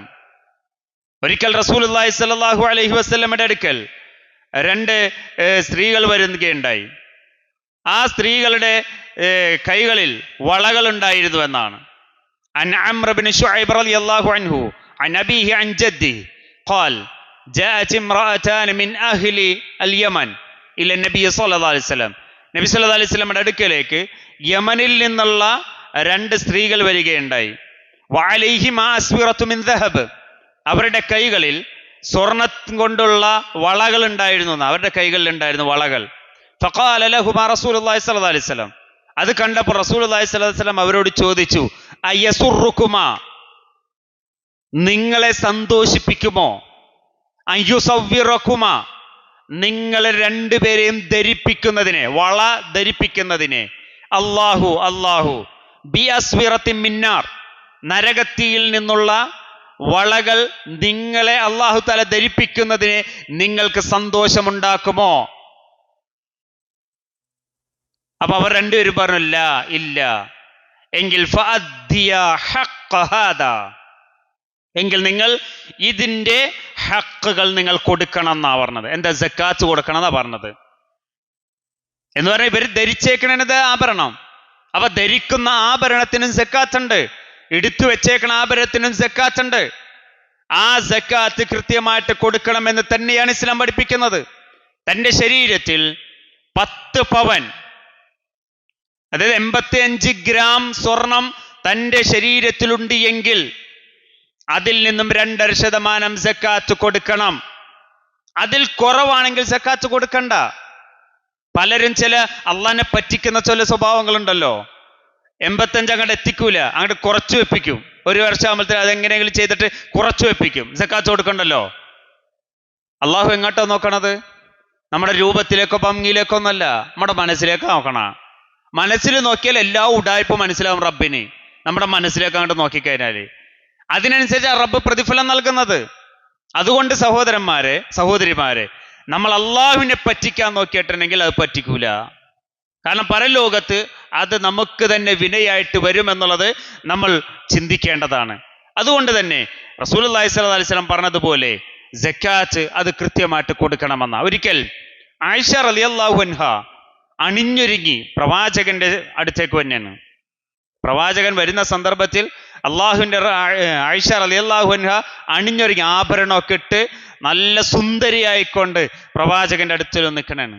അപ്പൊ പ്രവാചകൻ സല്ലല്ലാഹു അലൈഹി വസല്ലം ചോദിച്ചു, എന്തു പറ്റി ആയിഷ, ഇന്ന് കുറച്ച് സുന്ദരിയായിട്ടുണ്ടല്ലോ. അപ്പൊ ആയിഷ റളിയല്ലാഹു അൻഹ പറഞ്ഞത് അതസയ്യനു ലക യാ റസൂലല്ലാഹ്, അള്ളാഹുവിന്റെ റസൂലെ ഞാൻ താങ്കൾക്ക് വേണ്ടി ഒന്ന് അണിഞ്ഞൊരുങ്ങിയതാണ് കേട്ടോ. സ്ത്രീകള് മനസ്സിലാക്കേണ്ട ഒരു വിഷയമാണ്. ആരുടെ മുമ്പിലാണ് അണിഞ്ഞൊരുങ്ങേണ്ടത്? നാട്ടുകാരുടെ മുമ്പിലോ കല്യാണ വീട്ടിലോ ഒന്നല്ല, മറിച്ച് സ്വന്തം ഭർത്താവിന്റെ മുമ്പിലാണ് അണിഞ്ഞൊരുങ്ങി നിൽക്കേണ്ടതെന്നാണ്. പക്ഷെ ഭർത്താവിന്റെ മുമ്പിൽ നിൽക്കുന്നത് എങ്ങനെയാണ്? വേറൊരു പ്രത്യേക കോലത്തിലായിരിക്കും, ഇല്ലേ? നാട്ടുകാരുടെ മുമ്പിൽ പുറത്തോട്ടിറങ്ങുമ്പോൾ നല്ല ഇതായിട്ട് എല്ലാ സാധനം എന്തൊക്കെ ആഭരണങ്ങളെല്ലാം ഇട്ടിട്ടായിരിക്കും ഇറങ്ങണത്, അല്ലേ? അതായത് ഭർത്താവിന്റെ മുമ്പിലേക്ക് നിൽക്കൂല എന്നുള്ളതാ. ഇവിടെ അള്ളാഹുവിന്റെ റസൂൽ സല്ലല്ലാഹു അലൈഹി വസല്ലമയുടെ അടുക്കല് ആയിഷ റളിയല്ലാഹു അങ്ങനെ നിന്നു. അപ്പോൾ ഓക്കെ, താങ്കൾക്ക് വേണ്ടിയാണ് റസൂലെ ഞാൻ അണിഞ്ഞൊരുങ്ങിയത്. ആയിഷ റളിയല്ലാഹു അൻഹയോട് റസൂലുള്ളാഹി സ്വല്ലല്ലാഹു അലൈഹി വസല്ലം ഒരു ചോദ്യം ചോദിച്ചു, അതുഅദ്ദീന സകാത്തല്ലഹ, നീ ഇട്ടിരിക്കുന്ന ഈ ആഭരണത്തിന്റെ സക്കാത്ത് നീ കൊടുത്തിട്ടുണ്ടോ? ആരോടാ ചോദിക്കണത്? റസൂലുള്ളാഹി സ്വല്ലല്ലാഹു അലൈഹി വസല്ലം ഭാര്യയായ ആയിഷ റളിയല്ലാഹു അൻഹയോട് ചോദിച്ചത് അണിഞ്ഞൊരുങ്ങി വന്നപ്പോ. ഇന്ന് നമ്മുടെ ഭർത്താക്കന്മാർ ചോദിക്കോ, ഭാര്യമാരിങ്ങനെയൊക്കെ സ്വർണ്ണമൊക്കെ ഇട്ട് ഇങ്ങനെ വന്ന് നിൽക്കുമ്പോ നീ നിന്റെ സക്കാത്ത് കൊടുത്തോ? ചോദിക്കണം എന്നാ. കാരണം അല്ലെങ്കിൽ അത് പ്രശ്നമാകും, പരലോകത്ത് ബുദ്ധിമുട്ടാകും. അത് ഇൻഷാ അല്ലാഹ് ഖുർആന്റെ ആയത്തുകൾ ഞാൻ വിശദീകരിച്ചു തരാം. നമ്മൾ ഓരോരുത്തരും ചിന്തിക്കേണ്ടതാ. ആയിഷ റളിയല്ലാഹു അൻഹ മറുപടി കൊടുത്തു, ഇല്ല. എങ്കിൽ നീ അത് കൊടുക്കണം എന്നാ പറഞ്ഞത്. നമ്മളൊന്ന് ആലോചിച്ച് നോക്കിയേ, എത്രത്തോളം ഉണ്ട് അതിന്റെ ഗൗരവമെന്ന്. അപ്പൊ അതുകൊണ്ട് തന്നെ സക്കാത്ത് കൃത്യമല്ല എങ്കിൽ അണിയുന്ന ആഭരണത്തിന് പോലും സക്കാത്ത് ഉണ്ട് എന്നുള്ളത് നമ്മൾ മനസ്സിലാക്കേണ്ടതാണ്. അപ്പൊ 85 ഗ്രാം 10.5 പവൻ കയ്യിലുണ്ടോ, സക്കാത്ത് നിർബന്ധമാണ്. 2.5% കൊടുക്കണം. 85 ഗ്രാമിൽ താഴെയാണെങ്കിൽ 10.5 പവനില്ല, 10 പവനേ ഉള്ളൂ. എന്തൊക്കെ നോക്കിയിട്ട് 10 ഉള്ളൂ, ഒന്നും ചെയ്തിട്ടില്ല, 10 ഉള്ളൂ. അതിന് സക്കാത്ത് കൊടുക്കണ്ട. അതാണ് ഇസ്ലാമിന്റെ മാനം. അതോടൊപ്പം തന്നെ 10.5 പവൻ എത്ര കൊല്ലം ഉണ്ടോ ഓരോ കൊല്ലവും സക്കാത്ത് കൊടുക്കണം എന്നാ. ആ 10.5 പവനിലേക്ക് താഴെ വരുന്നത് വരെയും സക്കാത്ത് കൊടുക്കണം. ഇനി ഈ പ്രാവശ്യം സക്കാത്ത് കൊടുത്തു 10.5 പവനുണ്ട്, സക്കാത്ത് കൊടുത്ത് 2.5%. അടുത്ത കൊല്ലം എത്തി, അപ്പോഴും 10.5 പവനുണ്ട്, അപ്പോഴും 2.5% സക്കാത്ത് കൊടുക്കണം. പിറ്റത്തെ വർഷം എത്തി, അപ്പൊ നോക്കിയപ്പോ 10 പവനേ ഉള്ളൂ, സക്കാത്ത് കൊടുക്കണ്ട. ഇതാണ് സക്കാത്തിന്റെ നിയമം. അതാണ് നമ്മൾ എത്ര കൊടുക്കുന്നത്? 2.5% മാത്രം കൊടുത്താൽ മതി. മുഴുവനും കൊടുക്കാൻ ഇസ്ലാം പഠിപ്പിക്കുന്നില്ല. എന്നിട്ട് പോലും അത് കൊടുക്കാൻ പലർക്കും മടിയാണെന്നുള്ളതാ. ലോകത്തില്ലാത്ത ഡൗട്ടുകളാണ് പലർക്കും ഉണ്ടാകുന്നത്. ഇതിന് കൊടുക്കണോ, ഇങ്ങനെ വന്നപ്പോ ഇതിന് കൊടുക്കേണ്ടതുണ്ടോ, പല പല ചോദ്യങ്ങളാണ് ചോദിക്കുന്നത്. എന്ന് പറഞ്ഞാൽ കൊടുക്കണമെന്ന് മനസ്സില്ല, അതുകൊണ്ടാണ് ഈ ചോദ്യങ്ങൾ ഇങ്ങനെ ചോദിച്ചുകൊണ്ടിരിക്കുന്നത്. ചില ആളുകളുണ്ട് കൊടുക്കണമെന്ന താല്പര്യമുണ്ട്, അതിന്റെ എങ്ങനെയാണ് കൃത്യമായിട്ടൊന്ന് അറിവ് കിട്ടാൻ വേണ്ടി ചോദിക്കുന്നവരുണ്ട്. അത് കൃത്യമായിട്ട് അറിവ് കിട്ടിക്കാൻ അവർ കൊടുക്കും. അവരെ കുറിച്ചല്ല പറയുന്നത്, മറിച്ച് ചോദിച്ച് അവസാനം കൊടുക്കാതിരിക്കുന്ന രൂപത്തിലേക്ക് മാറുന്ന തലത്തിലേക്ക് നമ്മൾ ഒരിക്കലും മാറാൻ പാടില്ല എന്ന് ഉണർത്തുകയാണ്. അതുപോലെ തന്നെ കച്ചവടത്തിന്റെ സക്കാത്ത് ഇതുപോലെ തന്നെയാണ്. നമ്മുടെ സ്റ്റോക്കും നമ്മുടെ കച്ചവടം എല്ലാം നോക്കി ലാഭവും നഷ്ടവും എല്ലാം കണക്ക് നോക്കി എടുത്തതിന് ശേഷമാണ് സക്കാത്ത് കൊടുക്കേണ്ടത്. അങ്ങനെ ആരെങ്കിലും കൊടുക്കുന്നുണ്ട്? സ്റ്റോക്ക് ഒന്ന് എടുക്കുക, ഓരോ വർഷവും സ്റ്റോക്ക് എടുക്കുക, എത്ര കടമുണ്ട്, എത്ര ഔട്ട്സ്റ്റാൻഡിങ് ഉണ്ട്, എത്ര കിട്ടാനുണ്ട്, ഇതെല്ലാം വെച്ച് നോക്കിയിട്ടാണ് എന്ത് ചെയ്യണത്, അതിന് സക്കാത്ത് കൊടുക്കേണ്ടത് എന്നുള്ളതാണ്. അപ്പൊ അതുകൊണ്ട് തന്നെ സക്കാത്ത് കൃത്യമായി കൊടുത്തില്ല എങ്കിൽ അള്ളാഹുവിന്റെ മുമ്പിൽ കൃത്യമായി മറുപടി പറയേണ്ടി വരുമെന്നുള്ളത് നമ്മൾ മനസ്സിലാക്കേണ്ടതാണ്. കാരണം നമ്മൾ ഓതാറുള്ള സൂറത്തുൽ മുനാഫിഖൂൻ നമ്മൾ കേൾക്കാറുണ്ടാവും ആയത്ത്, വഅൻഫിഖൂ മിമ്മാ റസഖനാകും മിൻ ഖബ്ലി അൻ യഅതി അഹദകുമുൽ മൗത്ത്. മരണത്തിന് മുമ്പേ നിങ്ങളുടെ ആ സമ്പത്ത് ചെലവഴിക്കുക എന്നാ പറഞ്ഞത്. ഇനി എന്നിട്ടും ചെലവഴിച്ചില്ലേ, ആ മരണത്തോടടുക്കുന്ന സന്ദർഭത്തിലും ചെലവഴിക്കാതെ വെച്ചിട്ടുണ്ടെങ്കിൽ ഫയഖൂല റബ്ബി ലൗലാ അഖർതനി ഇലാ അജലിൻ ഖരീബ്, റബ്ബേ എനിക്കൊരു നിമിഷവും കൂടി താ. റബ്ബിനോട് കെഞ്ചുകയാണ്, എനിക്കൊരു നിമിഷവും കൂടി താ റബ്ബേ. എന്തിനാണ്? ഫഅസ്സദ്ദഖ വഅകും മിനസ് സ്വാലിഹീൻ, ഞാൻ സദഖ ചെയ്തോളാം, ഞാൻ ദാനധർമ്മം ചെയ്തോളാം, ഞാൻ സ്വാലിഹീങ്ങളുടെ കൂട്ടത്തിൽ ഉൾപ്പെടുകയും ചെയ്യാം എന്നാ. അള്ളാഹിന്റെ മറുപടി എന്താ? വലൻ യുഅഖിറല്ലാഹു നഫ്സൻ ഇദാ ജാഅ അജലുഹാ, അജലെത്തിക്കഴിഞ്ഞാൽ ഒരാൾക്കും അവധി നീട്ടി കൊടുക്കുകയില്ല എന്നുള്ളത് വിശുദ്ധ ഖുർആൻ നമുക്ക് പഠിപ്പിച്ചു തരികയാണ്. വല്ലാഹു ഖബീറും ബിമാ തഅമലൂൻ. നിങ്ങൾ എന്ത് പ്രവർത്തിക്കുന്നോ അത് കൃത്യമായി സൂക്ഷ്മമായി അറിയുന്നവൻ തന്നെയാണ് ലോകത്തിന്റെ നാഥൻ എന്ന് വിശുദ്ധ ഖുർആൻ. അതുകൊണ്ട് തന്നെ നമ്മളുടെ ജീവിതകാലത്ത് തന്നെ അവകാശങ്ങളെല്ലാം കൊടുത്തു തീർക്കാൻ നമുക്ക് സാധിക്കണം. ഹക്കുകളെല്ലാം, മറ്റുള്ളവരുടെ ഒരു ഹക്ക് എൻ്റെ പക്കൽ ഉണ്ടാവാതിരിക്കാൻ നമ്മൾ ശ്രദ്ധിക്കണം എന്നുള്ളതാണ്. അതെല്ലാ നിലക്കും സക്കാത്ത് ആണെങ്കിൽ അത് കൃത്യമായിട്ട് കൊടുക്കാൻ നമുക്ക് സാധിക്കേണ്ടതുണ്ട് എന്ന് റസൂലുള്ളാഹി സ്വല്ലല്ലാഹു അലൈഹി വസല്ലം വിശുദ്ധ ഖുർആൻ ഒക്കെ പഠിപ്പിച്ചു തരാനും. ഒരിക്കൽ മൻ ആതാഹുല്ലാഹു മാല, അല്ലാഹു സുബ്ഹാനഹു വ തആല ഒരാൾക്ക് സമ്പത്ത് നൽകി. അല്ലാഹുവിന്റെ റസൂൽ സ്വല്ലല്ലാഹു അലൈഹി വസല്ലം പറയാണ് ഫലം യുഅദ്ദി സകാത, എന്നിട്ട് അവൻ എന്ത് ചെയ്തില്ല, അതിന്റെ സക്കാത്ത് കൊടുത്തില്ല. മുസ്ല ലഹു മാലുഹു ശുജാഅൻ അഖറഅ ലഹു സബീബതാൻ, ഒരു വലിയൊരു സർപ്പമായിട്ട് അത് മാറുകയാണ്. ആ ഒരു സമ്പത്ത് സർപ്പമായിട്ട് മാറുകയാണ്. 2 കണ്ണുകളുള്ള സർപ്പമായിട്ട് അന്ത്യനാളിൽ അത് വരും. യുതവഖഹു യൗമൽ ഖിയാമ, അന്ത്യനാളിൽ അവനെ കെട്ടി വലിയുമെന്നാണത്, അവനെ ചുറ്റി നിൽക്കുമെന്നുള്ളതാണ്. യഖുദു ബിൽഹിസിമതൈഹി യഅനി ബിശിദ്ഖൈഹി യഖൂൽ, അവന്റെ ചുണ്ടിലേക്ക് നോക്കിക്കൊണ്ട് അവനോട് പറയുമെന്നാണ് സർപ്പം, അന മാലുക്, ഞാൻ നിന്റെ സമ്പത്താണ്, അനകൻസുക്, ഞാൻ നിന്റെ നിധിശേഖരമാണ്, നീ ശേഖരിച്ചു വെച്ച നിന്റെ സമ്പത്താണ് ഞാൻ എന്ന് പറയുമെന്നാണ്. സുമ്മ തല ഹാദിഹിൽ ആയ, എന്നിട്ട് ഈ ആയത്ത് അങ്ങോട്ട് ഓതിക്കൊടുത്തു. വലാ യഹ്സബന്നല്ലദീന യബ്ഖലൂന ബിമാ ആതാഹുമുല്ലാഹു മിൻ ഫദ്ലി, അള്ളാഹു അവന്റെ ഔദാര്യത്തിൽ നിന്ന് ആർക്കാണോ സമ്പത്ത് നൽകിയത് അത് പിശുക്കി വെക്കുന്നത് നല്ലതാണ് എന്ന് വിചാരിക്കുന്ന ആളുകൾ, അവർ ചിന്തിക്കേണ്ടതില്ല അത് ഖൈറാണ് എന്ന്. ബൽ ഹുവ ശർറുൽ ലക്കും, അത് നിങ്ങൾക്ക് ഷെറ് തന്നെയായിരിക്കുമെന്ന വിശുദ്ധ ഖുർആനിലെ ആയത്തങ്ങട് ഓതിക്കൊടുത്തു എന്ന് റസൂലുള്ളാഹി സ്വല്ലല്ലാഹു അലൈഹി വസല്ലം പഠിപ്പിച്ചു തരികയാണ്. അതുകൊണ്ട് സഹോദരന്മാരെ, നാളെ പാരത്രിക ലോകത്ത് നമുക്ക് പ്രശ്നമില്ലാതിരിക്കാൻ വേണ്ടി ആ സമ്പത്തിനെ ശുദ്ധീകരിക്കാൻ നമുക്ക് സാധിക്കേണ്ടതുണ്ട്. വിശുദ്ധ ഖുർആനിന്റെ ആയത്തുകൾ നമ്മളോട് ഓതിത്തരുന്നതും അത് തന്നെയാണ്. ഏതെല്ലാം വിശുദ്ധ ഖുർആനിന്റെ ആയത്തുകളിലൂടെ നമ്മളൊന്ന് കണ്ണോടിച്ചു നോക്കിയാൽ നമുക്ക് കാണാൻ സാധിക്കും, അള്ളാഹുവിന്റെ ആയത്തുകൾ നമ്മളോട് വിളിച്ചോതുന്നത് ഇത് തന്നെയാണ്. യാ അയ്യുഹല്ലദീന ആമനു, അല്ലയോ വിശ്വാസികളെ, അൻഫിഖു മിൻ ത്വയ്യിബാതി മാ കസബ്തും, കൊടുക്കേണ്ട സമ്പത്തിനെ സംബന്ധിച്ച് പോലും കൃത്യമായി പറയുന്നുണ്ട്. അല്ലയോ വിശ്വാസികളെ, അൻഫിഖു, നിങ്ങൾ ചെലവഴിക്കണം, മിൻ ത്വയ്യിബാതി മാ കസബ്തും, നിങ്ങൾ സമ്പാദിച്ചതിൽ നിന്ന് ത്വയ്യിബാത്തുകൾ, വിശിഷ്ടമായതിൽ നിന്ന് നിങ്ങൾ കൊടുക്കണം. വമിമ്മ അഖ്റജ്നാ ലക്കും മിനൽ അർദ്, ഭൂമിയിൽ നിന്ന് നാം നിങ്ങൾക്ക് പുറപ്പെടുവിച്ചു തന്ന എന്തെല്ലാം കൃഷികളുണ്ടോ അതിൽ നിന്നും നിങ്ങൾ കൊടുക്കണം കേട്ടോ. വലാ തയമ്മമുൽ ഖബീസ മിൻഹു, അതിൽ നിന്ന് നിങ്ങൾ മോശമായത് നിങ്ങൾ കൂട്ടിവെക്കല്ലേ, കൊടുക്കാൻ വേണ്ടി പിന്തിപ്പിച്ചു വെക്കല്ലേ. തുൻഫിഖൂന വലസ്തും ബിആഖിദിഹി ഇല്ലാ അൻ തുഗ്മിദൂ ഫീഹി, നിങ്ങൾ കണ്ണടച്ചുകൊണ്ടല്ലാതെ വാങ്ങുന്ന സമ്പത്തുണ്ടല്ലോ അത് നിങ്ങൾ എന്ത് ചെയ്യണ്ട, സ്വതക്ക ചെയ്യാൻ വേണ്ടി നിങ്ങൾ വെക്കണ്ടെന്നാ. അത് ഖബീസായത്, മോശപ്പെട്ടത് നിങ്ങൾ വാങ്ങുന്നത് എങ്ങനെയാണ്? ഇടത് കൈയിലൂടെ അല്ലേ വാങ്ങുന്നത്, മറ്റുള്ളവരെ കാണാതല്ലേ വാങ്ങുന്നത്. അത് കൈക്കൂലിയാണെങ്കിലും ശരി, എന്തെല്ലാമാണെങ്കിലും ശരി, ആ സമ്പത്ത് നിങ്ങൾ ദാനധർമ്മത്തിന് വേണ്ടി, സക്കാത്തിന് വേണ്ടി നിങ്ങൾ സൂക്ഷിച്ചു വെക്കരുത് കേട്ടോ. വഅലമു അന്നല്ലാഹ ഗനിയ്യുൻ ഹമീദ്, നിങ്ങൾ അറിയണം തീർച്ചയായും അല്ലാഹു സ്തുത്യർഹനാണ്, ധന്യനാണ് എന്ന്. അള്ളാഹ്ക്ക് ഈ സമ്പത്തൊന്നും ആവശ്യമില്ല, പക്ഷെ നിങ്ങളുടെ മനസ്സാണ് റബ്ബിന് വേണ്ടത്, തഖ്വയാണ് നമുക്ക് വേണ്ടത്.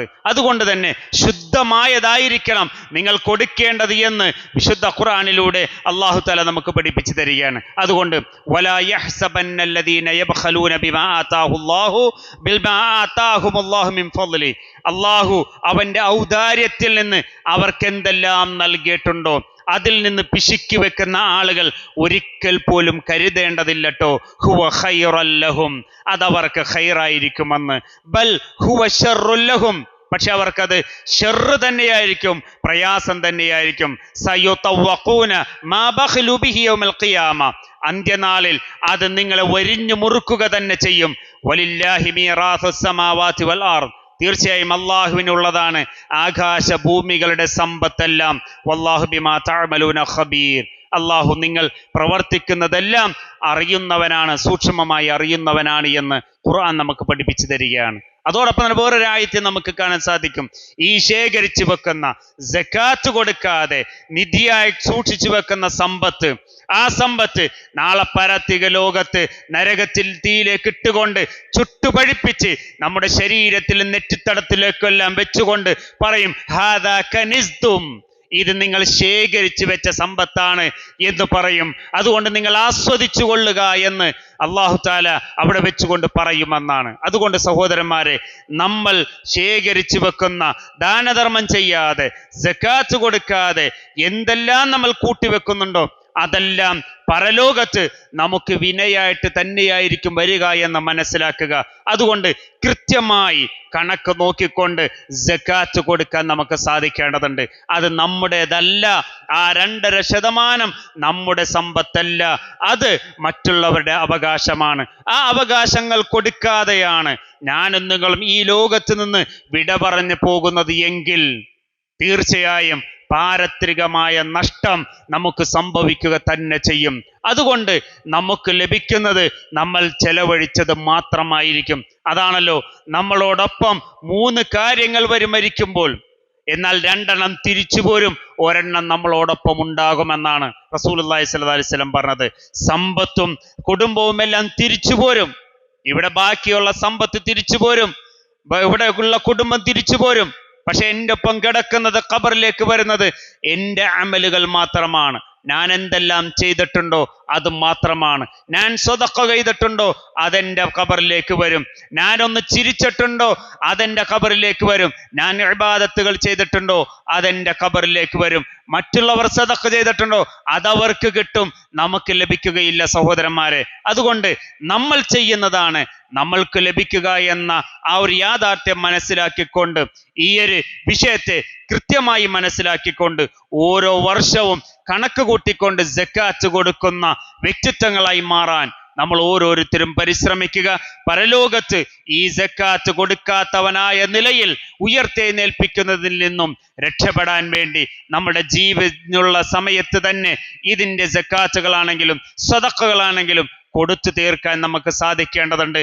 അങ്ങനെയായാൽ പരലോകത്ത് ചെല്ലുമ്പോൾ ആ ചോദിക്കുന്ന ചോദ്യം, നീ എവിടെ നിന്നാണ് ഇത് സമ്പാദിച്ചെന്ന് ചോദിച്ചാൽ, റബ്ബേ നീ പറഞ്ഞ മാർഗത്തിലാണ് റബ്ബെ ഞാൻ സമ്പാദിച്ചത്, ഹലാലായ മാർഗത്തിലാണ് റബ്ബെ ഞാൻ സമ്പാദിച്ചത്. ഹറാമിന്റെ ഒരു ചില്ല് പൈസ പോലും എൻ്റെ അക്കൗണ്ടിലേക്ക് വന്നിട്ടില്ല റബ്ബെ, എൻ്റെ കുടുംബത്തിന് ഞാൻ ചെലവഴിച്ചിട്ടില്ല റബ്ബെ. വഫീമ അൻഫഖ, അങ്ങനെ ഹലാലായ മാർഗത്തിലൂടെ സമ്പാദിച്ച സമ്പാദ്യത്തിൽ നിന്നാണ് റബ്ബെ ഞാൻ ഇന്നിന്ന മാർഗത്തിലാണ് ചെലവഴിച്ചത് റബ്ബെ, നന്മയുടെ മാർഗത്തിലാണ് റബ്ബെ ചെലവഴിച്ചത്. സ്വദഖത്തുൻ ജാരിയ, നിലനിന്നു പോകുന്ന സ്വദഖയായിക്കൊണ്ട് ഞാൻ ചെലവഴിച്ചിട്ടുണ്ട് റബ്ബെ. സക്കാത്ത് മറ്റുള്ളവരുടെ അവകാശം ഞാൻ ഒരിക്കലും എൻ്റെ അക്കൗണ്ടിൽ പിടിച്ചു വെച്ചിട്ടില്ല റബ്ബെ. കൃത്യമായി കണക്ക് നോക്കിക്കൊണ്ട് തന്നെ മറ്റുള്ളവരുടെ അവകാശം, ആ 8 പേരുടെ അവകാശം, അത് കൃത്യമായിട്ട് തന്നെ ഞാൻ കൊടുത്തു വീട്ടിയിട്ടുണ്ട് റബ്ബെ എന്ന് കൃത്യമായി നമുക്ക് പറയാൻ സാധിക്കണം. അതുപോലെ തന്നെ നമ്മൾ ചിന്തിക്കേണ്ടതാണ്, റബ്ബ് തന്നിട്ടുള്ള ഈ സമ്പത്ത് ഒരു പരീക്ഷണമാണ് എന്നുള്ളത്. റബ്ബിന്റെ സമ്പത്ത് ഒരു പരീക്ഷണമാണ് എന്ന് നമുക്ക് മനസ്സിലാക്കാൻ സാധിക്കണം. ഇത് നന്മയിലായിരിക്കണം ഉപയോഗിക്കേണ്ടത്, തിന്മയിൽ ഉപയോഗിക്കാൻ പാടില്ല. നന്മ ഏതെല്ലാം മേഖലകളിലുണ്ടോ ആ മേഖലകളിലെല്ലാം നമ്മുടേതായിട്ടുള്ള ഭാഗം കൊടുക്കാൻ നമുക്ക് സാധിക്കണമെന്നാണ്. അത് ചെറുതാണെങ്കിലും വലുതാണെങ്കിലും നമ്മൾക്കുള്ളതനുസരിച്ച് കൊടുക്കാൻ നമുക്ക് സാധിക്കേണ്ടതുണ്ട്. സ്വദഖ നമുക്ക് എത്രയാണോ കൊടുക്കാൻ സാധിക്കുന്നത് അത് കൊടുത്തുകൊണ്ട് ഒരു പ്രാർത്ഥന നമ്മൾ നടത്തുക. റബ്ബന തഖബ്ബൽ മിന്ന, റബ്ബേ എൻ്റെ കയ്യിൽ ഇത്രയുള്ളൂ റബ്ബേ, ഞാനിതാ സ്വദഖ ചെയ്യുന്നു, ഇതെന്നിൽ നിന്ന് സ്വീകരിക്കണമേ എന്ന പ്രാർത്ഥനയോടുകൂടി നന്മകൾ ചെയ്യാൻ സാധിക്കണം. അതുപോലെ തന്നെ സക്കാത്ത് കൊടുത്തു കഴിയുമ്പോഴും റബ്ബിനോട് പ്രാർത്ഥിക്കണം, റബ്ബേ ഈ സക്കാത്ത് ഞാനിതാ എൻ്റെ അവരുടെ അവകാശം ഞാൻ കൊടുക്കുകയാണ് റബ്ബേ, എൻ്റെ സമ്പത്തിനെ നീ ശുദ്ധമാക്കി തരണമേ റബ്ബേ, റബ്ബേ ഈ സമ്പത്തിനെ ശുദ്ധമാക്കി തരണമേ റബ്ബേ, അഭിവൃദ്ധിപ്പെടുത്തണമേ റബ്ബേ എന്ന് പ്രാർത്ഥിക്കാൻ നമുക്ക് സാധിക്കേണ്ടതുണ്ട്. അതോടൊപ്പം തന്നെ നമ്മൾ മനസ്സിലാക്കേണ്ടത്, ഒരു ദിവസം നമ്മൾ എഴുന്നേൽക്കുമ്പോൾ 2 മലക്കുകൾ കടന്നു വരുമെന്നാണ്. 2 മലക്കുകളും പ്രാർത്ഥിക്കും. ഒരു മലക്ക് പ്രാർത്ഥിക്കുന്നത് എപ്പോഴാണ്? നമ്മൾ സ്വദഖ ചെയ്യുമ്പോൾ ആ മലക്ക് പ്രാർത്ഥിക്കും, അല്ലാഹുമ്മ അഅതി മുൻഫിഖൻ ഖലഫ, അല്ലാഹുവേ ദാനധർമ്മം ചെയ്യുന്നവനെ നീ തുടരെ സമ്പത്ത് നീ നൽകണമേ റബ്ബേ. എന്നാൽ ഒരുത്തൻ പിശുക്കി വെക്കുകയാണെങ്കിൽ, എല്ലാ മാർഗങ്ങളും മുന്നിലേക്ക് വന്നു. സ്വതക്ക കൊടുക്കാനുള്ള എല്ലാ മാർഗങ്ങളും എല്ലാ അവസരങ്ങളും മുമ്പിൽ വന്നിട്ട് കൊടുക്കാതെ മാറിപ്പോവുകയാണെങ്കിൽ അവനെ സംബന്ധിച്ചും ആ മലക്ക് പ്രാർത്ഥിക്കും, വേറൊരു മലക്ക് പ്രാർത്ഥിക്കും, എന്താ? അല്ലാഹുമ്മ അഅതി മുംസികൻ തലഫ, റബ്ബേ പിടിച്ചു വെക്കുന്നവന് സർവ്വവിധ നാശവും നീ വരുത്തണമേ എന്ന്. അതുകൊണ്ട് സഹോദരന്മാരെ, സഹോദരികളെ, ഈ രണ്ട് മലക്കളുടെ പ്രാർത്ഥനയിൽ ഏത് മലക്കിന്റെ പ്രാർത്ഥനയിൽ ഉൾപ്പെടാൻ വേണ്ടി ശ്രദ്ധിക്കണമെന്ന് നമ്മൾ ഓരോരുത്തരും ചിന്തിക്കുക. അല്ലാഹുമ്മ അഅതി മുൻഫിഖൻ ഖലഫ എന്ന പ്രാർത്ഥനയിൽ ഉൾപ്പെടുന്ന വ്യക്തിത്വങ്ങളായി, വിശ്വാസികളായി, മുസ്ലിങ്ങളായി മാറാൻ നമ്മൾ ഓരോരുത്തരും പരിശ്രമിക്കുക. സമ്പത്ത് ശുദ്ധീകരിച്ചുകൊണ്ട് റബ്ബിനെ കണ്ടുമുട്ടുന്ന യഥാർത്ഥ വിശ്വാസികളായി തീരാൻ നമ്മൾ ഓരോരുത്തരും പരിശ്രമിക്കുക. അല്ലാഹു തആല നമ്മെ അനുഗ്രഹിക്കുമാറാകട്ടെ. നമ്മിൽ നിന്ന് വന്നുപോയ ചെറുതും വലുതുമായ എല്ലാ തെറ്റുകുറ്റങ്ങളും റബ്ബ് പൊറുത്തു മാപ്പാക്കി തരുമാറാകട്ടെ. കൂടുതൽ നന്മയിലേക്ക് മുന്നേറുവാനും സർവോപരി ശക്തിയോടെ തിന്മയിൽ നിന്ന് വിട്ടു നിൽക്കുവാനുമുള്ള തൗഫീഖ് അള്ളാഹു നമുക്കെല്ലാവർക്കും നൽകി അനുഗ്രഹിക്കുമാറാകട്ടെ. ഈമാനോടുകൂടി ജീവിച്ച് ഈമാനോടുകൂടി മരണപ്പെടുന്ന യഥാർത്ഥ വിശ്വാസികളിൽ അള്ളാഹു നമ്മെ എല്ലാവരെയും ഉൾപ്പെടുത്തി അനുഗ്രഹിക്കുമാറാകട്ടെ. രോഗബാധിതരായിട്ടുള്ള ആളുകൾ അള്ളാഹു തആല അവരുടെ രോഗങ്ങളെല്ലാം പൂർണ്ണ ശിഫ നൽകി അനുഗ്രഹിക്കുമാറാകട്ടെ. നമ്മിൽ നിന്ന് മരണപ്പെട്ടു പോയ ആളുകൾ അള്ളാഹു തആല അവരുടെ ഖബറിടം വിശാലമാക്കി കൊടുക്കുമാറാകട്ടെ. അവരുടെ ജീവിതത്തിൽ വന്നുപോയ ചെറുതും വലുതുമായ എല്ലാ തെറ്റുകുറ്റങ്ങളും റബ്ബ് പൊറുത്ത് മാപ്പാക്കി കൊടുക്കുമാറാകട്ടെ. അവരെയും നമ്മെയും നാളെ ജന്നാത്തുൽ ഫിർദൗസിൽ ഒരുമിച്ച് കൂട്ടി അനുഗ്രഹിക്കുമാറാകട്ടെ. ഈമാനോടുകൂടി ജീവിച്ച് ഈമാനോടുകൂടി മരണപ്പെടാനും അള്ളാഹുവിന്റെ തൃപ്തിക്കനുസരിച്ച് ജീവിച്ച് തൃപ്തിയോടുകൂടി മരണപ്പെടാനുമുള്ള തൗഫീഖ് അള്ളാഹു നമുക്ക് എല്ലാവർക്കും നൽകി അനുഗ്രഹിക്കുമാറാകട്ടെ. ഹലാലായ മാർഗത്തിലൂടെ സമ്പാദിക്കാനും ഹറാമിന്റെ മാർഗത്തിൽ സമ്പാദിക്കാതിരിക്കാനുള്ള തൗഫീഖ് റബ്ബ് നമുക്ക് എല്ലാവർക്കും നൽകി അനുഗ്രഹിക്കുമാറാകട്ടെ. റബ്ബന ആതിന ഫിദ്ദുനിയ ഹസന വഫിൽ ആഖിറതി ഹസന വഖിനാ അദാബന്നാർ. اللهم يا مقلب القلوب ثبت قلوبنا على دينك. ربنا لا تزغ قلوبنا بعد إذ هديتنا وهب لنا من لدنك رحمة إنك أنت الوهاب. ربنا اصرف عنا عذاب جهنم إن عذابها كان غراما إنها ساءت مستقرا ومقاما. ربنا تقبل منا إنك أنت السميع العليم وتب علينا إنك أنت التواب الرحيم. آمين آمين آمين برحمتك يا أرحم الراحمين. وصلى الله على محمد وعلى آله وصحبه أجمعين والحمد لله رب العالمين. السلام عليكم ورحمة الله.